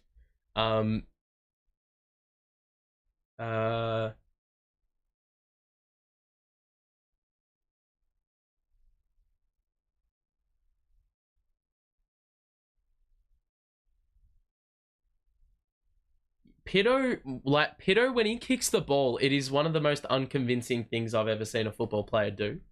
Because even the ball drop looks so bloody dodgy. Yeah.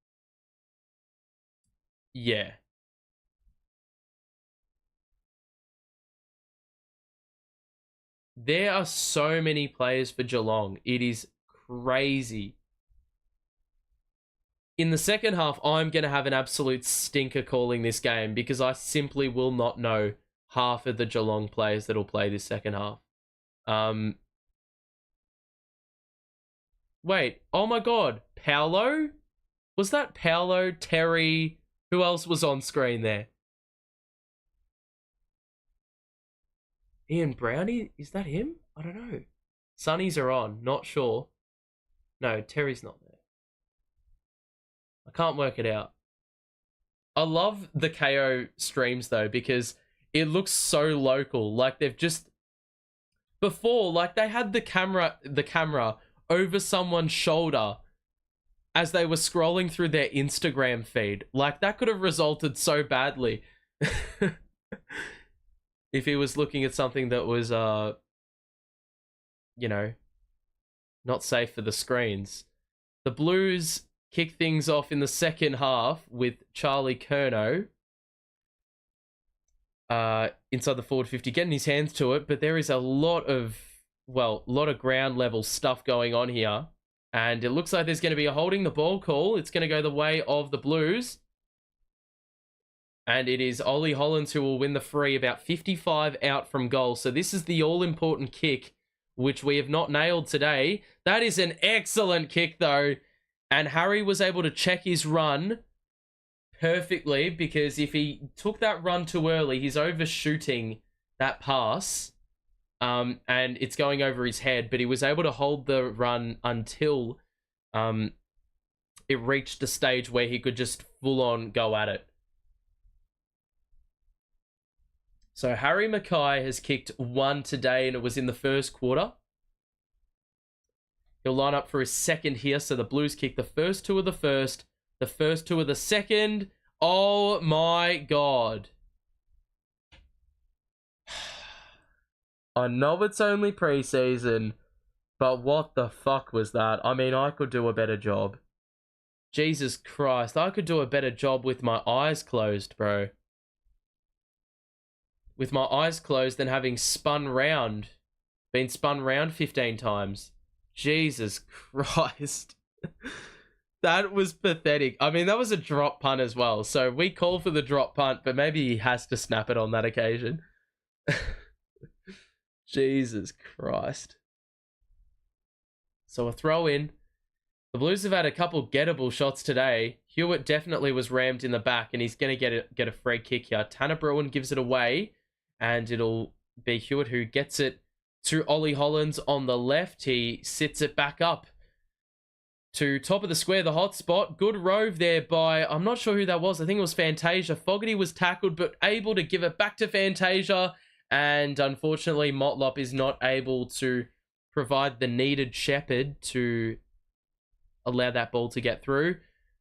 Good early kick in by Stewart to Blitzovs, who got to the open side where there is a lot of space and no Blues numbers. The man is drawn.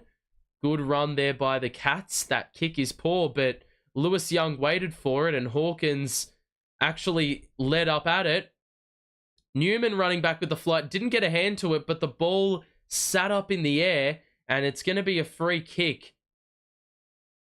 What? What? I'm so confused. I thought that was a Carlton free kick because I'm pretty sure the umpire pointed or gestured as if it was going to be our free. Then the Cats just play on and it's a fucking goal top of the square. So that is as easy as you like. Okay, yeah, it's holding the ball. I thought it was a... Wait, what?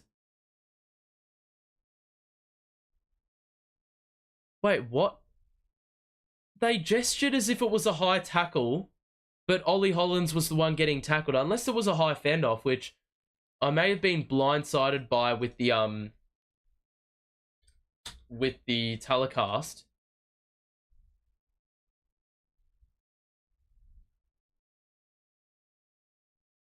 Wait, what? They haven't added the goal on, and they've also started the sequence from the center wing boundary line. So they're almost playing this like it's training now. Dangerfield into the forward 50. Dropped to ground level. There are numbers there for the Cats, and it's pretty scary stuff. Kemp just no-look hand pass happened to land in the lap of Akers. Chera, oh, that is a huge tackle. But Dangerfield is the guilty party. He tackled Chera high, and Chera will get a free kick 45 metres out from the Cats' goal. So the Blues will look to clear their lines and kick it down the line and gain some ground. That just falls well short, and it's an easy mark for Mitch Duncan. And the Cats will reload. So Mitch Duncan at centre wing will shank that kick inside 50, but it almost has fallen in the lap of Stengel. However, it's actually going to be Ping holding the ball, which I mean, I don't really know what Stengel is supposed to do there, but it's going to be a Blues free kick. And the intern that's operating the camera couldn't keep track quickly enough. That is just pretty poor, though, by the Blues. They had numbers on the open side, and they've just kicked it well out of bounds. So it'll be Maxi Holmes on the wing. Picked up by Fantasia. And Fantasia wraps him up. But the handball is let off. And now the Blues through Akers, now Chera, now Hollands. It was a little bit to his left, but he was able to sweep it up still. However, they will run out of space yet again, as they were looking for Fogarty. And a boundary throw in again for the Blues to potentially springboard something offensively. Good throw in, good tap down. Nearly got to the runner for the Cats. Full stride. Good hand pass by the Blues that goes forward to Akers. Short pass is nice to Harry, who's gotten up the ground about, well, on centre wing.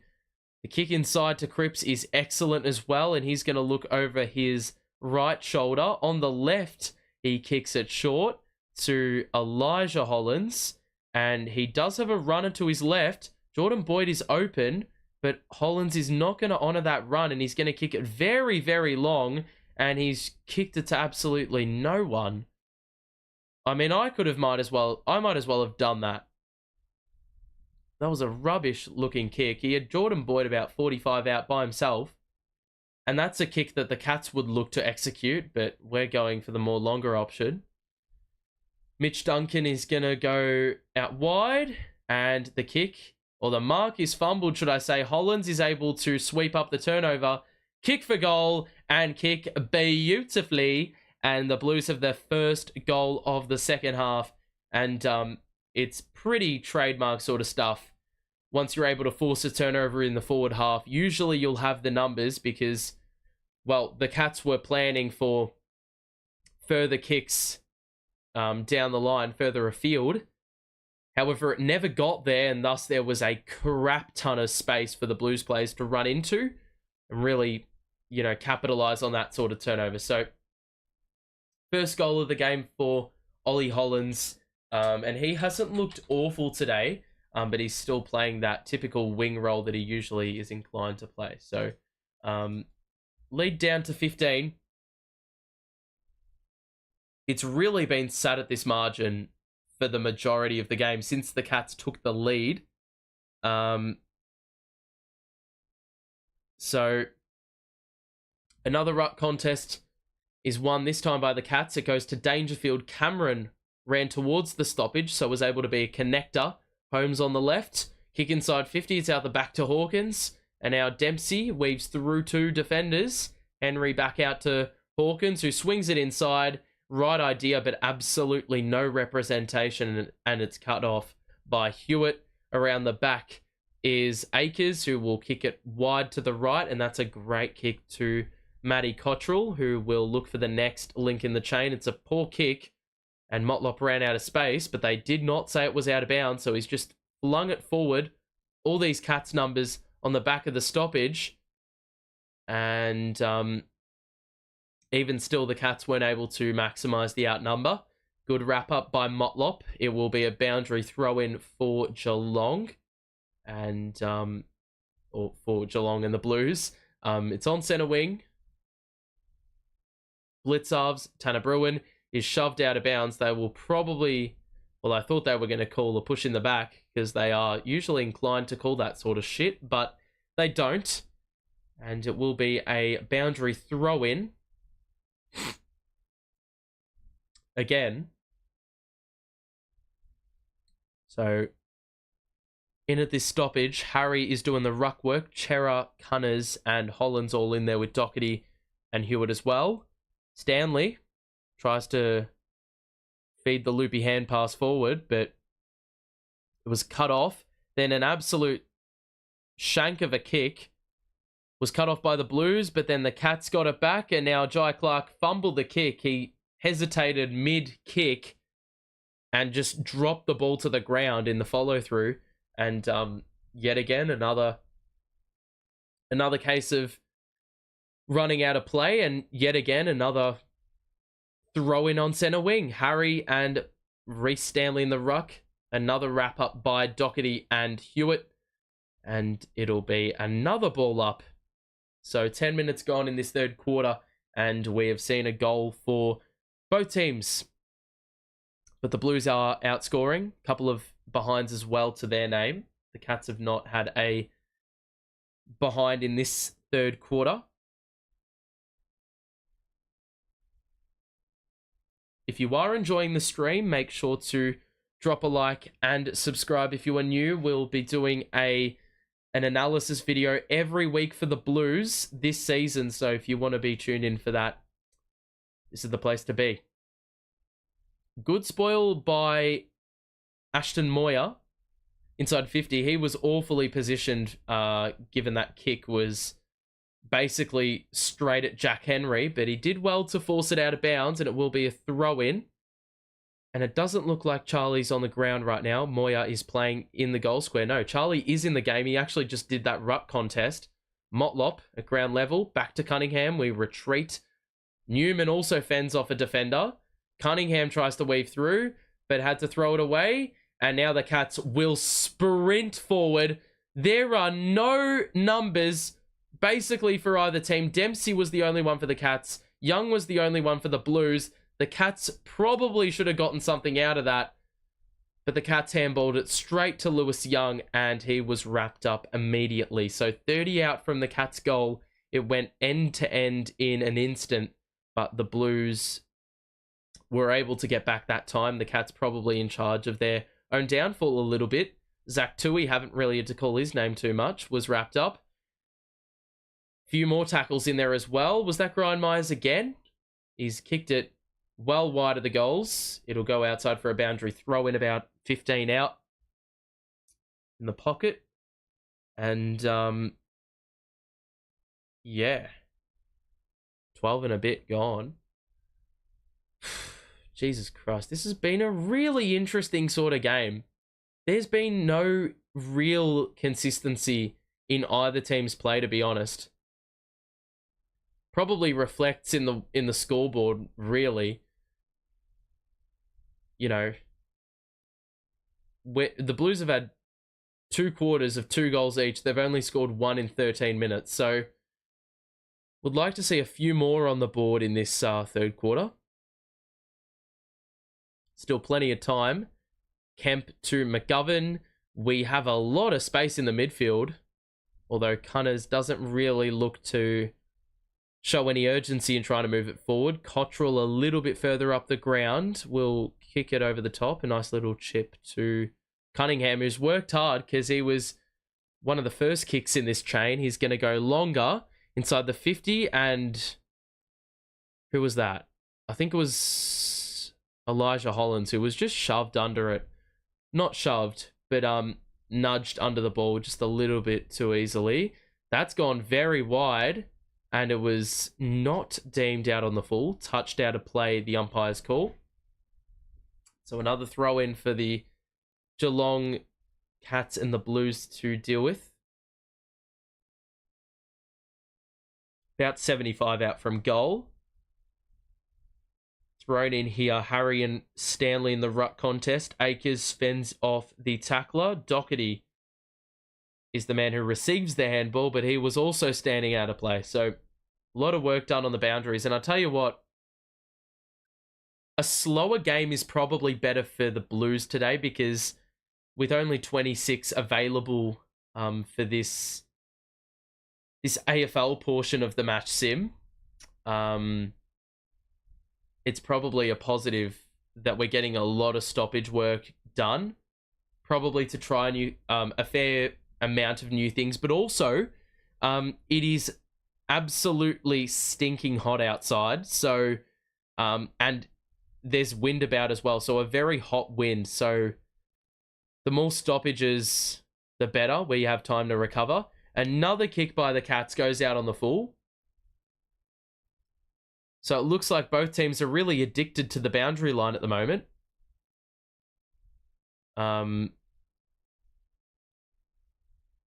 So down the line. Backwards by the Cats to Tanner Bruin. There was a little bit of space. Ends up right to Henry, but he's kicked that straight down the throat of McGovern, who's going to look to switch. The kick to Cottrell was absolutely garbage, but because of the space, he can run onto it. Great kick forward to Elijah Hollands. So the kick across the ground by McGovern has opened things up. Kick inside the 50. Charlie fumbled the mark, and Mitch Nevitt is on the last line. Maxi Holmes in the pocket. Well supported by Nevitt, who has a bit of space to run into, and the short pass is to absolutely no one. Swept up by Chera. Short pass by Newman. That is an excellent kick. If it was a little bit lower, but it's fallen to Moya, who kicks his second goal of the game. And excellent idea by Newman. It was a rubbish sort of kick, though, in the sense that it was basically a hospital kick. It almost set up another Blue to get a hanger taken on their shoulders. But fair play for Moya being in the right place at the right time. It went over the back of College Asney as he wasn't able to rake in the mark. And Moya, with an easy 30-meter stab pass, yeah, basically through the middle into the goal. So, second major of the quarter for the Blues. They've outscored the Cats by 9 points in the quarter, I think. Or 8 points. Top ball winner, Walsh. Yeah, no, I was just yeah, I was just practicing the what is it? That's where, if I did streams during the year, that's where the averages would be. So yeah, don't take that with a grain of salt. So 52-43. Good tackle there by Cottrell, although Tui was able to shake the arms free, not three. And we've got a lock up between Duncan and Hewitt. So ball up for Conway and De Koning to fight for in the ruck. Another tackle there by Doherty on... Who is number 7 for Geelong? Because it's not Isaac Smith anymore. And I've got to get used to that.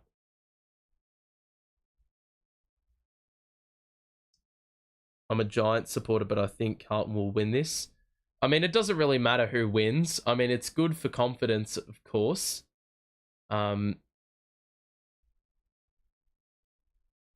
That's good work by the Blues off the back of the stoppage. Newman with a bursting run. Now, Sard will continue that. The kick is an absolute grass cutter, and the Cats chop it off. But they also kick it to absolutely no one, and it's a 2-on-2 in open space. Dempsey will pick it up and go backwards to Tui, but it was a shocking handball, and it's put Tui immediately under the pump. Lockie Cowan right on the hammer, and will be Another ruck contest, about 80 out from the Blues goal, and it'll go out of play, so hopefully a bit more space to work with as opposed to a regulation ruck contest right on the boundary line. Is there anywhere I can watch it without using KO? No. Short answer, long answer, every answer. Unless I'm missing something. Duncan, that's a lofted hand pass, but the Blues are able to sweep it up. The Cats are a little bit more hungry for it, though, so they are able to recover it, and a short pass goes to Dangerfield.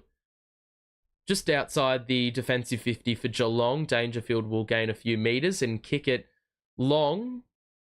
Dempsey's been pretty good for the Cats, I'll tell you what. Cats do well with the numbers they've got here. Myers and Henry do well to link up. Short pass, sits up.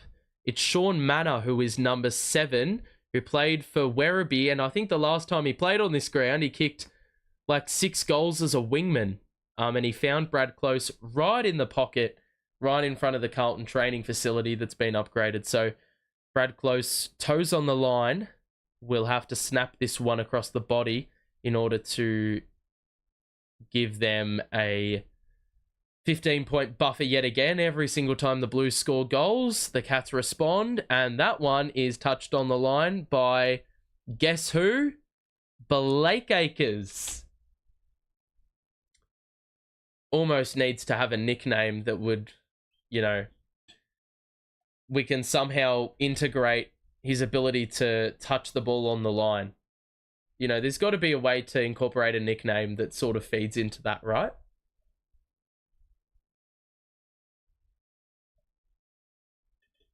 So the Blues exit the defensive 50. De Koning couldn't mark it despite getting both hands on it. Moyer was there. Mackay tries to fend off Henry. Somehow disposed of it. I don't know how that wasn't pinged for holding the ball. The Cats yet again off the back of the stoppage. It's good pressure by Hollins and Hewitt, who were both there to smother it. Hewitt got down low. Dangerfield didn't get down low enough.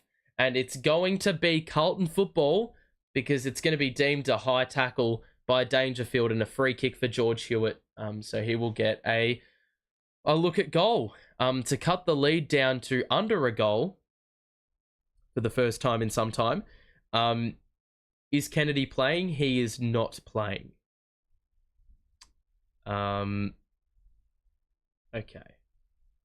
If you are enjoying the stream, make sure to drop a like on it and subscribe if you are new. We'll be doing analysis every week, every Blues game this season. That kick by George Hewitt, which has just gone in for a behind, is the kind of kick I would expect from an under-13s player when you have to deal with gusty winds and absolutely chopped up turf. And it travels like 15 meters. It had the same dynamic about it with the way the ball was spinning in midair. It wasn't pretty. The Cats are able to spear one down the ground. That kick in board is a very bold kick. Hewitt got cleaned up off the ball. It looks like, well, the Cats basically had a shot on goal waiting for them.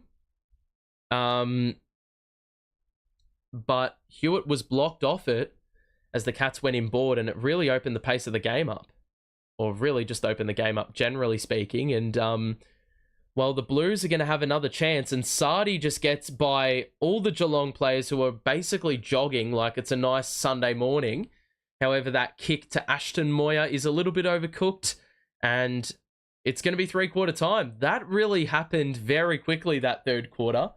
A little bit captivated by the amount of turnover that was going on there by both teams. It is 53-44 at three-quarter time, and it is the Cats who are leading. They have led at every interval break, and at the end of that quarter, well, the Cats only scored 7 points in that quarter, and the Blues, well, they scored 15. So really, I mean, the Blues have not scored more than 20 in any quarter yet, only trailed by 9 points. So I think that's speaking volumes about the ball use, the conversion in front of goal. really a lot of footy has been played between the 50-meter arcs, a lot of throw-ins on the wings, and really a lot of intercept marking and a lot of free kicks being given away. It has not been clean. I can tell you that right now. And obviously, at a ground like Ikon Park, it is much more open. Therefore, the wind is going to have far more of an impact. Because obviously, at like a Marvel Stadium or an MCG, it's going to be swirly, but not as swirly because you've got four walls basically, boxing you in almost. So it's a little bit more trapped, a little bit more condensed, I feel. So today, it's very much like if you were to watch a VFL game at Williamstown, which is right like at Burbank Oval, where it is so gusty there because I don't know what waters are basically next door to that oval, but it just creates some horrific results when you kick the ball. It feels very similar today because it is very, very gusty. It's affected quite a few shots on goal, and it's affected a lot of the field kicking. So I don't think there's a crap ton you can extract at the moment. This game, there really legitimately is not too much to extract. Right. Moya is impressive. Well, he's just been in the right place, right time most of the time. I think that's probably the best way to sum up his performance today. I should note who all the goal kickers are. For the Blues, surprisingly, it is the guy playing, well, speak of the devil, playing his first game in Blues colours. Ashton Moya has 2 goals for the Blues. And then the single goal kickers are Harry Mackay, Jesse Motlop, Paddy Cripps, and Ollie Hollins. For Geelong, 2 to Hawkins, 1 to Shannon Neal, Henry, Cameron, and Dempsey. There's also 2 goals in there to Brian Myers. So Myers has almost been their best player today. And there's been a few others who have gotten involved. If you're a Cats supporter and you missed the start of the game, in the very first couple of minutes, Cam Guthrie went down with a hamstring injury, I think, from the very first centre clearance. So that would have to be one of the worst feelings, where you have had multiple months to build yourself up, have a good preseason, get completely G'd up, and really primed for the footy season, to get injured in in 2 minutes. That has to be the ultimate punch in the gut. Like, those sort of things, I mean, you don't wish injury upon anyone generally, but for something like that to happen, that is just so, I mean, it's so sad, those sort of things to happen. So, I mean, Cat supporters will know the diagnosis of that one down the road, I would imagine. Our disposal is ordinary. It's hurting us. Poor decisions, poor disposal, and injuries. Well, the injuries you can't help in a game, but the poor disposal, I think, is pretty clear, pretty abundantly clear. It's been plaguing us basically the entirety of the game. Yeah, so there's a lot of work to do, I think, for this team. Both Hollins boys have been great. I think Ollie Hollins has been probably the more, like, the better player out of those two. Elijah's done some nice things, some good lead ups, especially if he's going much further up the ground, and there is a fair bit of congestion up the ground. Having him there, and being a sort of, like, well, he is a midfielder by trade, but having him as a half forward, being able to come up to the contest, I think he is a really good player to have. Like, last season, we had a focus of bringing a half forward up to the stoppage. Sometimes it would be a midfielder that needed to go there because we simply had too many mids. Sometimes it would be a Fogarty or an Owies, more Fogarty or Cunningham, going up to the stoppage. But having a player like Elijah Hollins, who is like an out-and-out midfielder, does have some forward craft, that's going to be so good to have, because that is like just having another big body that really feeds into that sort of thing of having like a seventh midfielder. And of course, when I say seven, I'm talking about two wingers, the four players on ball, and then you've got that seventh. So I think a player like Elijah is pretty good to have. I would say he probably, if Martin isn't fit, and if he wasn't suspended, Elijah would have been the easy stopgap solution for a Jack Martin, I reckon. Sort of similar types of players. Like, they're like slow movers, but still nifty movers at the same time. It's almost like when they slow down, they can sort of see what's ahead of them. And that's how they're able to work their way through. It's sort of similar to the way players like Pendlebury operate. Like, even though he is a very, very slow sort of player, he lets everyone basically run at him, and then he basically is able to just utilize his agility. It's nothing special, but it is so effective because he is so good at it, and he is so experienced. So, yeah. It's a blessing for certain players to actually slow down the game when they have the ball. Some players, you just have to run at it full pelt and really try to lose your defender. I feel like with forwards, that's probably more of emphasis, like small forwards. But for like mid-forward hybrids, those players that sit off the back of the stoppage, that need to look ahead and survey the playing field, I think those sort of, like that sort of nuancy detail where you're actually slowing down, I think that's actually really important. I think that's actually, incredibly important.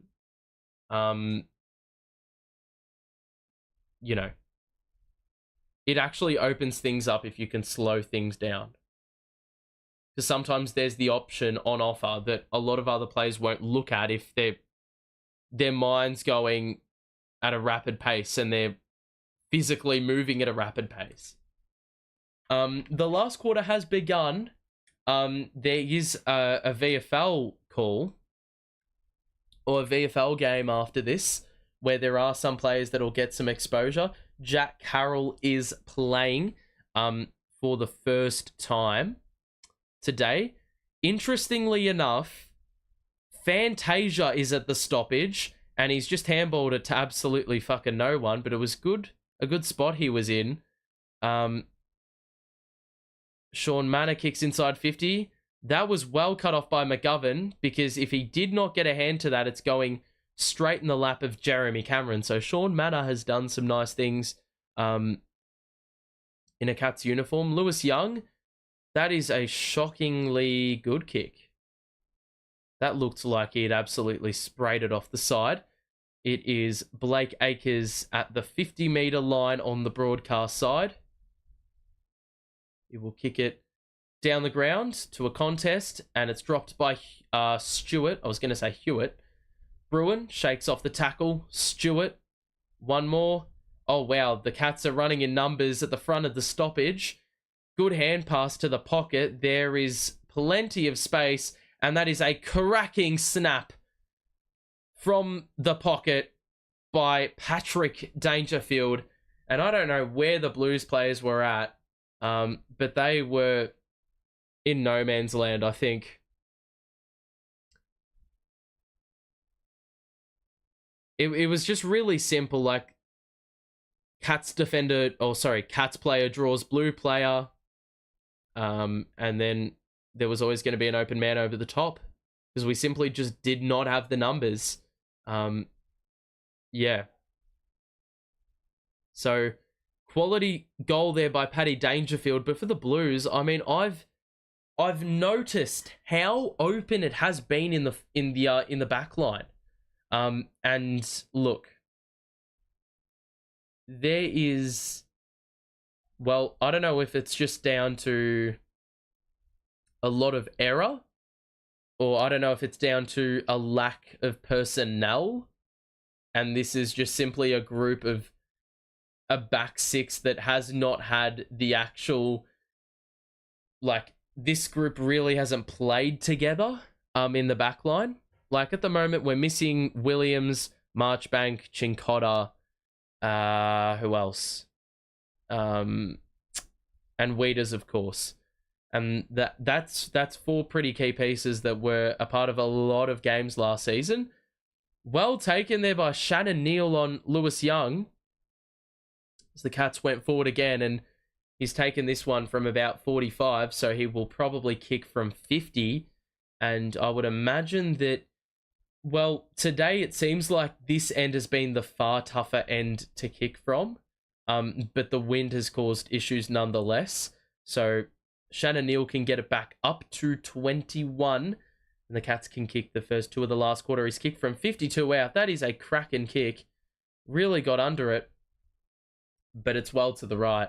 So he had absolutely no issues making the distance, but the accuracy left a little bit to be desired. So first minor score of the last for either team. That is a great attacking kick there by McGovern to Hollands. They clear, and that is yet again just a kick to who the fuck, man.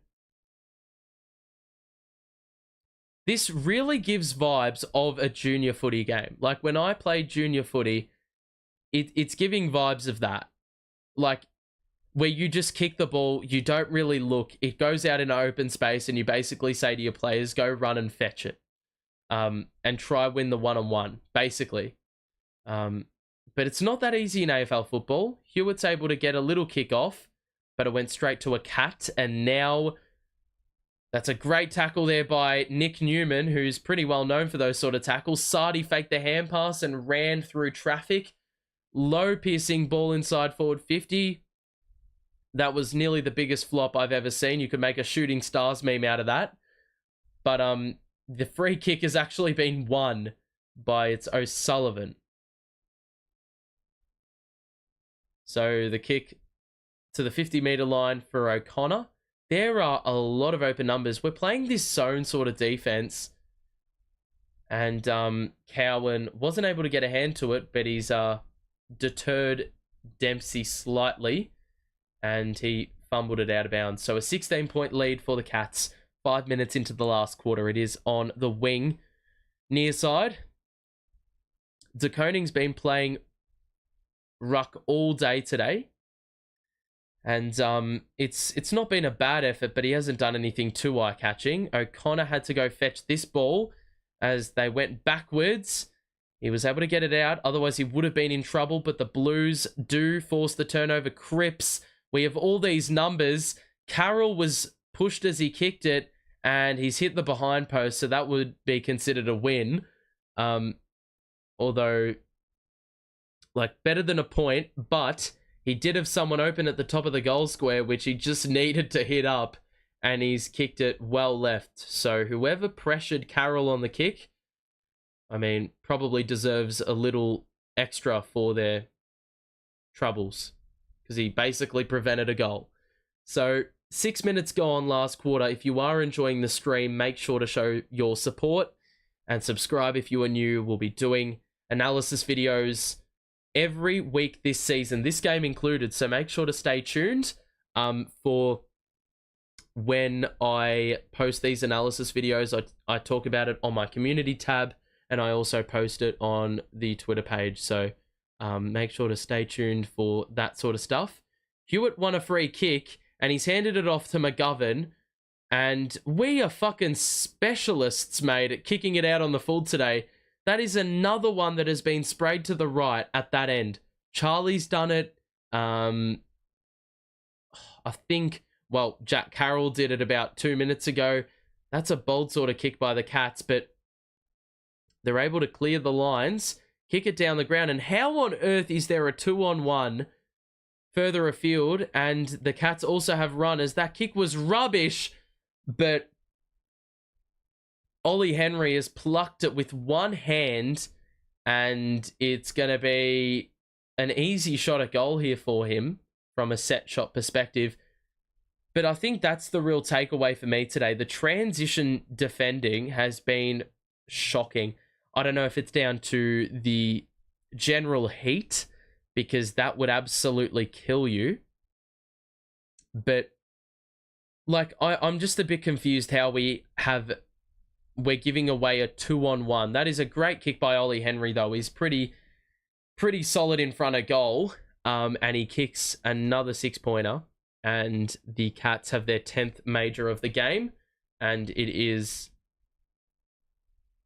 Ollie Henry who kicks his second major of the game. So, yeah. Cats up by 22. And, yeah, it's going to be... Well, I think I know what I'm going to do my analysis on this week. And it was originally going to be planned for a player, but I wanted to do it for like Billy Wilson or Zach Williams. But, mate, it's just going to have to be about this transition work, because we've been absolutely cooked from that perspective today. And I think that was a shade of weakness last year as well. When we were losing lots of games, when we weren't losing lots of games, the Cats were able to get it into the forward 50 and they swing it to the complete opposite side of the ground. Tui to Guthrie, and that is so easy, but he's kicked it to the right-hand side from about 40 out. So another minus score for Geelong. And they've been pretty good in this last quarter, the far better team. Long kick to another 2-on-1, and Harry did well to get it to ground. Motlop, I don't know what he's doing there. But yet again, another stoppage and another boundary throw-in. But it's got to be the transition defending for me. I don't really understand how we've been killed for like 2-on-1s. Like, there's been so many 2-on-1s today. It's actually nuts. The Cats try to move it quickly after they won a free kick, but nearly got held up. Well, they did, but they've worked their way through it nicely, and Cameron from the boundary is going to look inside, use that peripheral vision, and that is an excellent kick. And Paddy Dangerfield looked the far more assertive figure in that contest, and he met the ball with pace. So the Cats have really started to they've started to really, put the hammer down, and they've they've been pretty quality in this last quarter. They've been piling on the scores. The Blues have not scored in this quarter. The Cats have kicked 2 goals, 3, and we've only had 10 minutes elapsed in this last quarter. So kick-in duties here, I believe, for... Who is that? Jordan Boyd with the kick-in. And it's a long kick to Harry Mackay, who takes the grab, and he will get a 50-meter penalty, because it looks like Jack Bowes may have shifted as the man on the mark, and Harry Mackay doesn't look awfully urgent to move things forward. He's probably just as gassed as everyone else, and maybe we can have a crack at goal here. With the team down by 4 goals, 11 minutes gone, and Harry will probably kick this one from about 45 meters out on a pretty slight angle.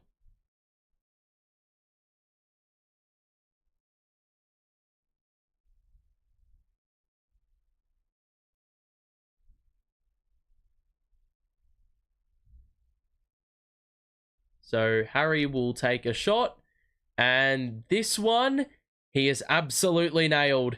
That's a beautiful looking drop pump by Harry, and he kicks, I believe, his second major of the game. And that's exactly what you want to see. Those are the type of shots I guarantee you he's been practicing in training. Those ones from longer out, because those are the ones where sometimes you feel a little bit skeptical, because you're not too sure about what type of kick he's going to attempt. But you have to try drop punts every day from that distance. Let's have a look at what people have been saying.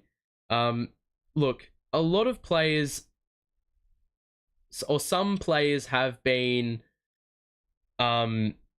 missing, but I think it's important to also note that some players are not playing full games of football today. Some people are playing 2 quarters, some are playing 3 quarters. A player like Orazio doesn't deserve criticism because he's probably only played 2 quarters, and that's out of like injury management. We know this guy is like injury prone or has been for many seasons. You got to be patient with him. You got to manage those sort of players, especially in games like this. Good pressure by the Blues. Hollands keeps the ball elevated, is able to dish it off, and the kick goes forward to Fogarty, who will kick inside 50, and it goes deep, and Charlie Curnow's able to use that strength to get rid of Henry, and it was an easy chest mark for Charlie. He's going to snap this one on the right foot, and he's about 15 and 20 out, so these are the ones that he usually is able to nail. So if he kicks this 2 goals in a row for the Blues, and even though it doesn't really count for anything, we could be in this game still. Curnow, the snap, and he nails it as well, and the Blues have cut it down to 2 goals the margin in quick time. And that is only Charlie Curnow's first major of the game. So 56 the Blues, 68 the Cats. The Blues started this game very inaccurate in front of goal. They were 2 goals 5 at one stage. But they now find themselves at 8 goals 8.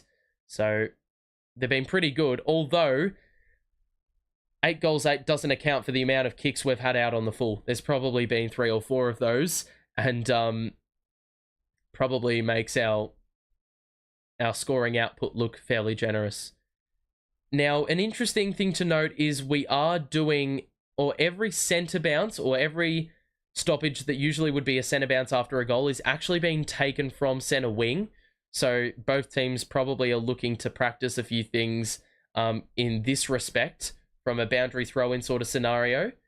De Koning bats it down to Cunningham. De Koning does a similar thing as it's in the air, but the Cats are able to get it on the back of the stoppage, and Bruin with a short pass. He's going to get the pass or the ball back from the guy who just received his kick. And now a good handball receive and a great kick forward to Blitzovs, who played on because it was touched. Tui swings round, and it is a behind to the left-hand side. So 69 to 56. And McGovern looks a little bit sore there because he's tried to leap. Oh, fucking hell. What's happened there? He's tried to leap to touch it over the line because Jeremy Cameron was sitting on the goal line. And he may have tweaked something in like his hip because he's holding that area and sort of flexing his leg a little bit. Good wrap up by Cunningham outside the defensive 50 for the Blues, and a ball up will ensue.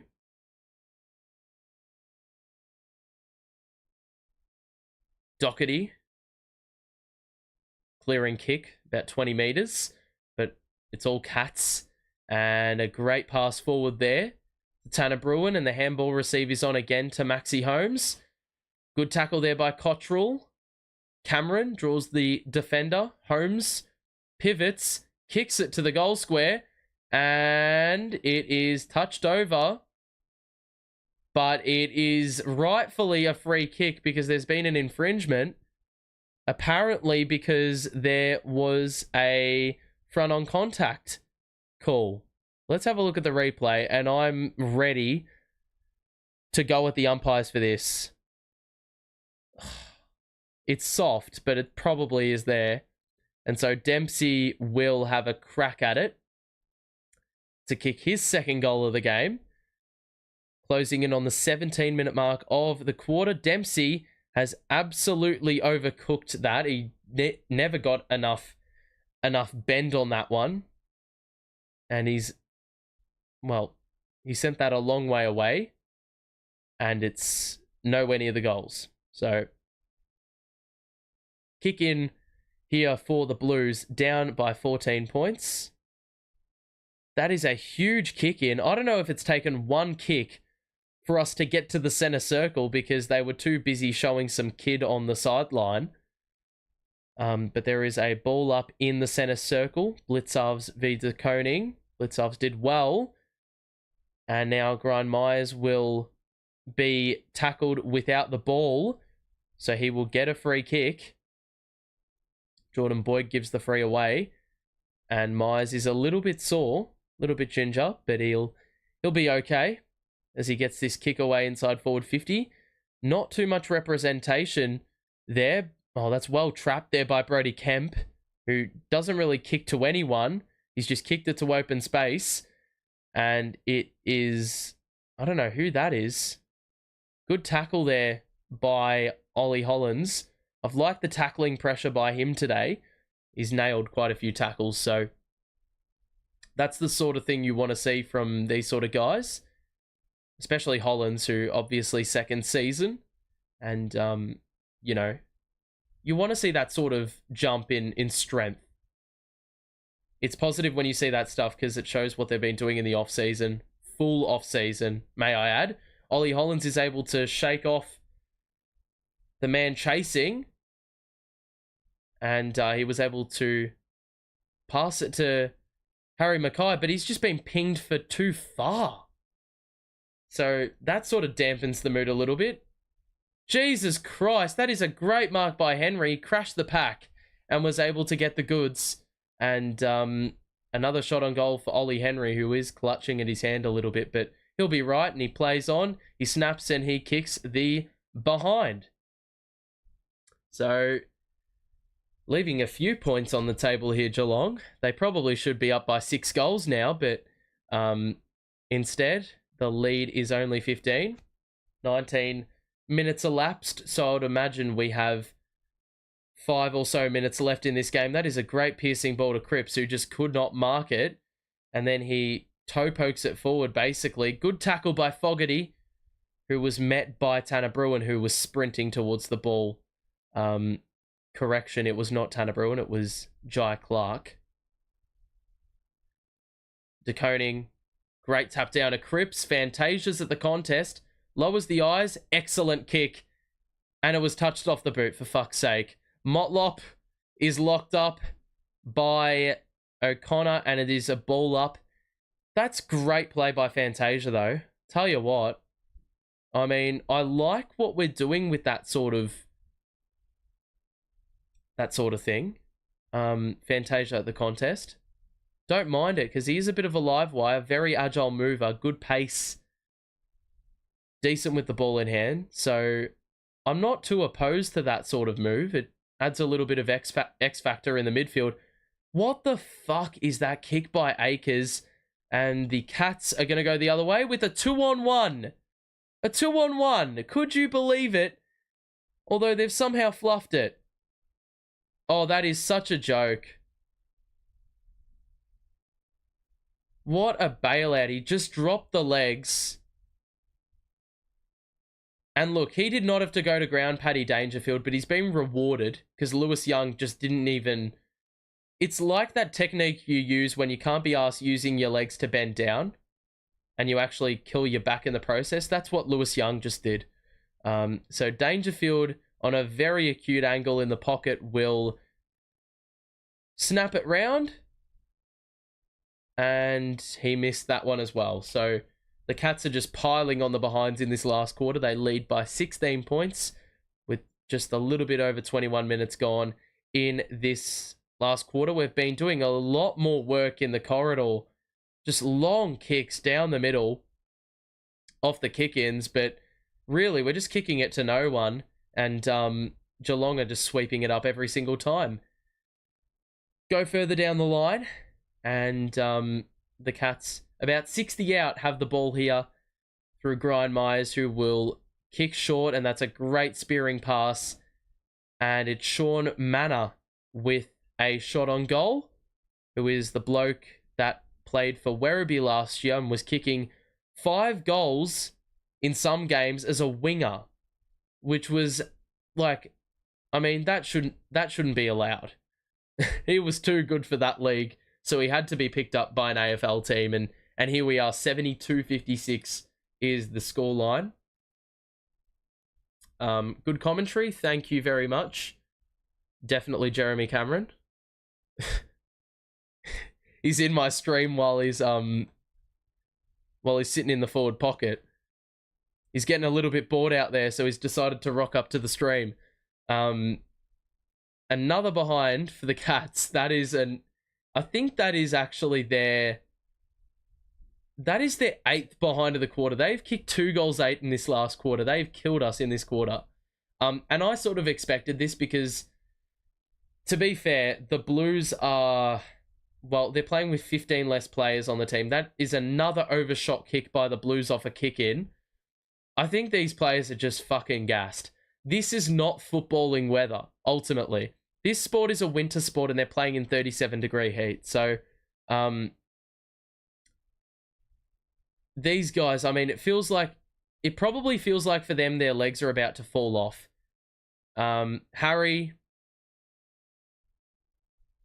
Hollands, Fogarty, good handball game through the middle, but we've overcooked another handball and the siren goes just as that happens. So that really sums up the way the game's gone.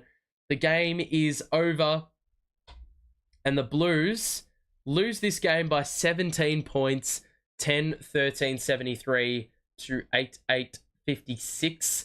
In that last quarter, the Blues only kicked the 2 goals straight. And the Geelong Cats, mate, they kicked 20 points. But it wasn't 3 goals 2. It was 2 goals 8. So they had 8 more shots on goal.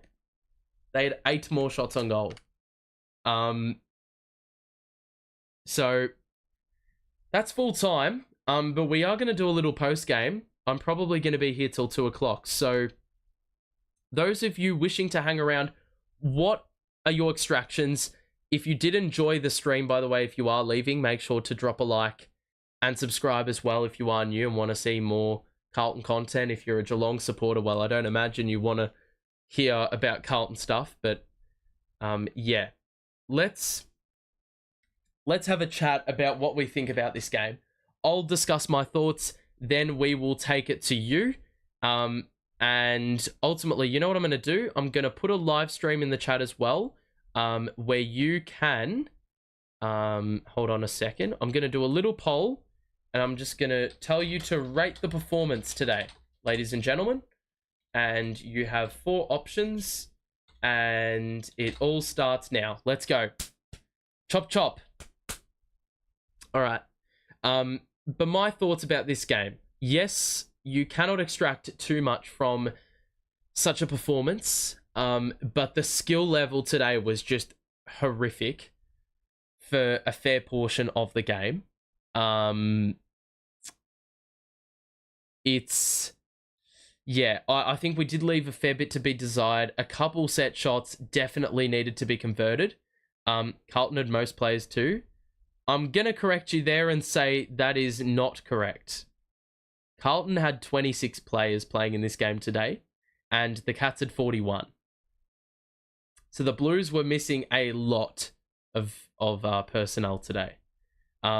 Things I noticed, transition defense was awful for the most part. What else? I think defensively a lot of holes. A lot of times we were outnumbered in transition. Like the Cats had like the extra number over the back. And I was just like, where are our players? As I said though, 37-degree heat. I've played games where it's like 29 degrees and I am scorching. Like it is so hard. And you know what? Sometimes when it gets hot, all you want to do is just clear your lines. You don't even think about what you're doing with the football. You just want to make it someone else's problem. So I think that's something that I can potentially take away from today. Maybe there were a few stages, especially later in the game, where we were just bombing it long. Where like from kick-ins, we would like Sardi would run out of the goal square and then like all of a sudden we're in the center circle because he has just kicked it long and direct. That is a kick that sort of screams like we can't really be asked, in the sense that like we're gassed and we're going to go with the slower sort of kick, the kick that doesn't really promote us to run, voice crack. It more promotes stoppage and being able to just like slow the game down so you can catch your breath. I think that's the sort of thing we were playing with at the back end of the game. So yeah, that's a couple of extractions by me. I do think that we are going to miss Weeders in round one. Yes, we could have like a Marchbank back by then, but even still, lot of holes, and having to deal with Hipwood and who was the other bloke? Joe Danaher. Yeah, it's going to be a very tall order to beat that team. Really tough. And Richmond, it could be a very similar story as well with Tom Lynch. I'm not sure if I back Lewis Young in to deal with Tom Lynch there. But really, that's the main extractions I get out of today. I mean, we didn't see too much of certain players. 2 quarters played, 3 quarters played. I will go through the goal scorers as well because I have not done that. Harry and Ashton Moyer kicked 2 each. Cripps, Ollie Hollands, Charlie Curnow, Motlop kicked 1 each. And for Geelong, 2 to Hawkins, 2 to Henry, 2 to Myers. And then individual goal kickers were Shannon Neal, Jeremy Cameron, Ollie Dempsey, and Paddy Dangerfield. So that was their goal kickers that accounted for all 10 of their goals. Overall, though, I think this is the performance we needed in the sense that now we know where shit needs to be fixed up, and evidently there is a lot that needs to be fixed up. And I think it's a good thing. It's a good thing that this is happening now and not later. There were some nice things and some unique things that we saw today. Later in the game, we saw Fantasia play in the middle a little bit, and I sort of like that dynamic. We didn't see too much of Elijah Hollands in the middle. We didn't see Ollie Hollands play in the middle because apparently that's been something they're trialing with Sam Walsh, of course, absent at the moment. So maybe that's something that we may see next week. I'm more interested to see what the response is, what we do in this 6-day turnaround between now and the Melbourne game. The good thing is no injuries, Jack. You've hit the nail on the head there as well. We never fix the problem, the same shit every year. Well, it's one game, and it is a preseason game. So, yes, we're the Carlton Football Club, and everyone will say we can't settle for mediocrity. It's not good enough to say, look, we played shit today. That means we're going to play shit every game. I don't think the application was necessarily the issue. The fundamentals were awful, but I think unless you're actually playing the game, like unless you're at the ground and you can sort of detect how windy it is and how much the ball is hovering in the air, I definitely think a ton of that played into it. These are AFL footballers, so they should be able to know how to account for that. But then again, this is the first game since the prelim. So yeah, and a lot of players were missing today. A lot of players were not getting a ton of run. A fair bit of inconsistency. I mean, in the last quarter, our centre bouncers were actually boundary throw-ins. So it wasn't necessarily fully simulating an actual game. Paddy Cripps was really quiet. Chera, I didn't see too much. The good thing is those guys, they did get a bit of match fitness into them, even though they didn't play a lot. Yeah. The good thing is no injuries today. Injuries are not an excuse. I mean, it's not an excuse, but look, if you're missing certain players that are like integral to your team, of course it's going to affect the way you play. That being said, it doesn't explain fundamentals, of course.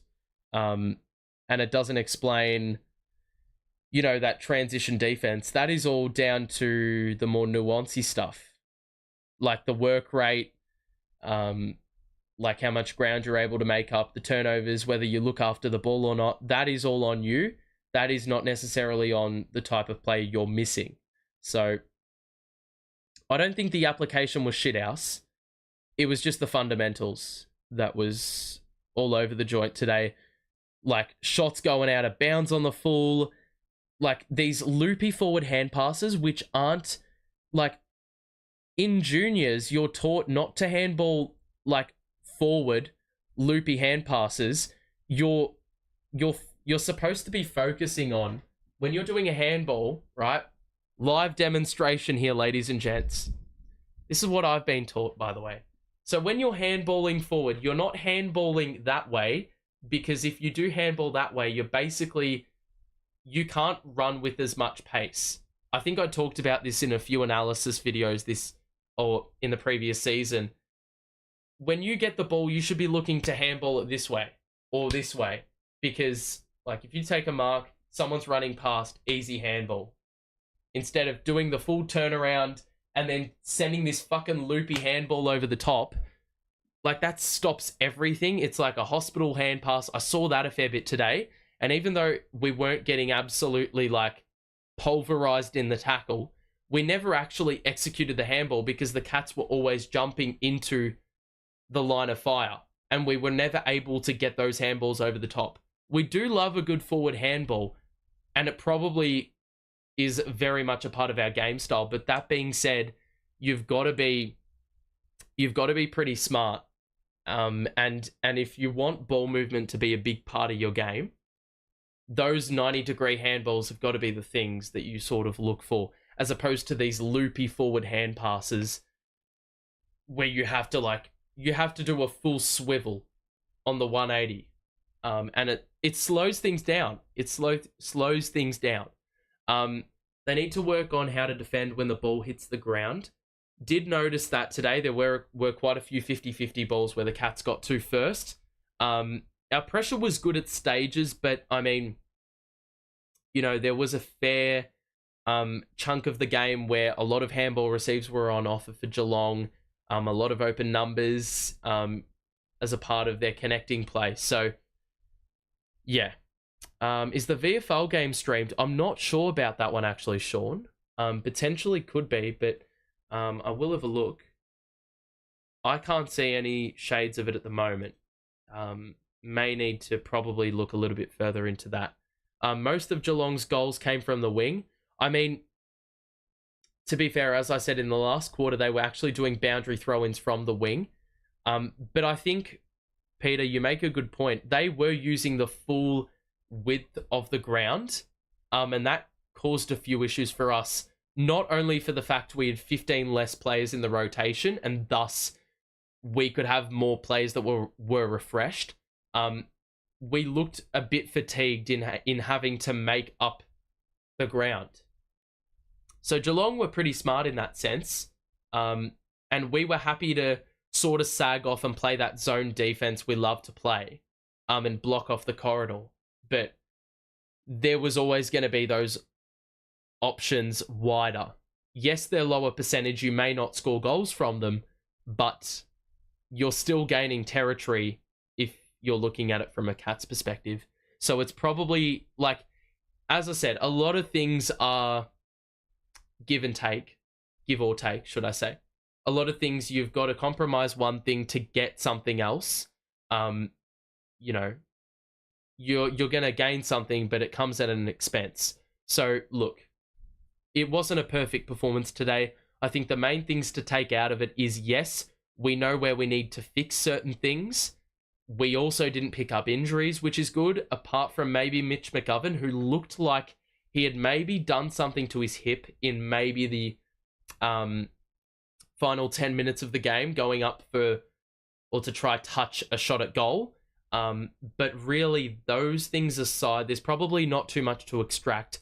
I will, though, do an analysis video for this game. So if you want to stay tuned, make sure to subscribe to the channel and also drop a like on the way out. I appreciate your support today, all being in the chat.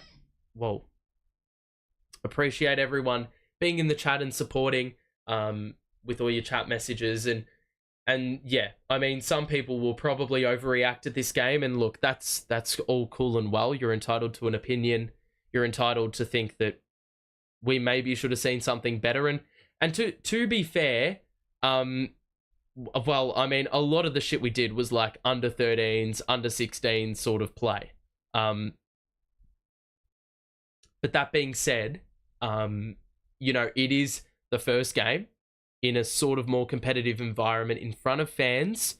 So a few extra factors to think about from, you know, the training scene that this team has been going through for months and months since, you know, that prelim final loss. So yeah, that's probably going to do it from me. If you have any more chat messages, let me know. A lot of people have said A in rating the performance, which is an interesting call. I wouldn't personally give it an A. I'd give it probably a B or a C, to be honest, which is where 33% of you have spoken. But yeah, that's probably going to do it for me. I do appreciate you all rocking up. As I said, the chat messages, the support on the documentary was unbelievable. So really appreciate all the support from that documentary. It's just been ridiculous. I didn't think 15,000 people were going to see that doco. So awesome to see that. The footy season is back, ladies and gents. It is upon us. There is not much time left. And look, from here on out, the year is going to go very quick. When the footy season starts, you know, weeks go by very, very quickly. So before you know it, we'll be in the season.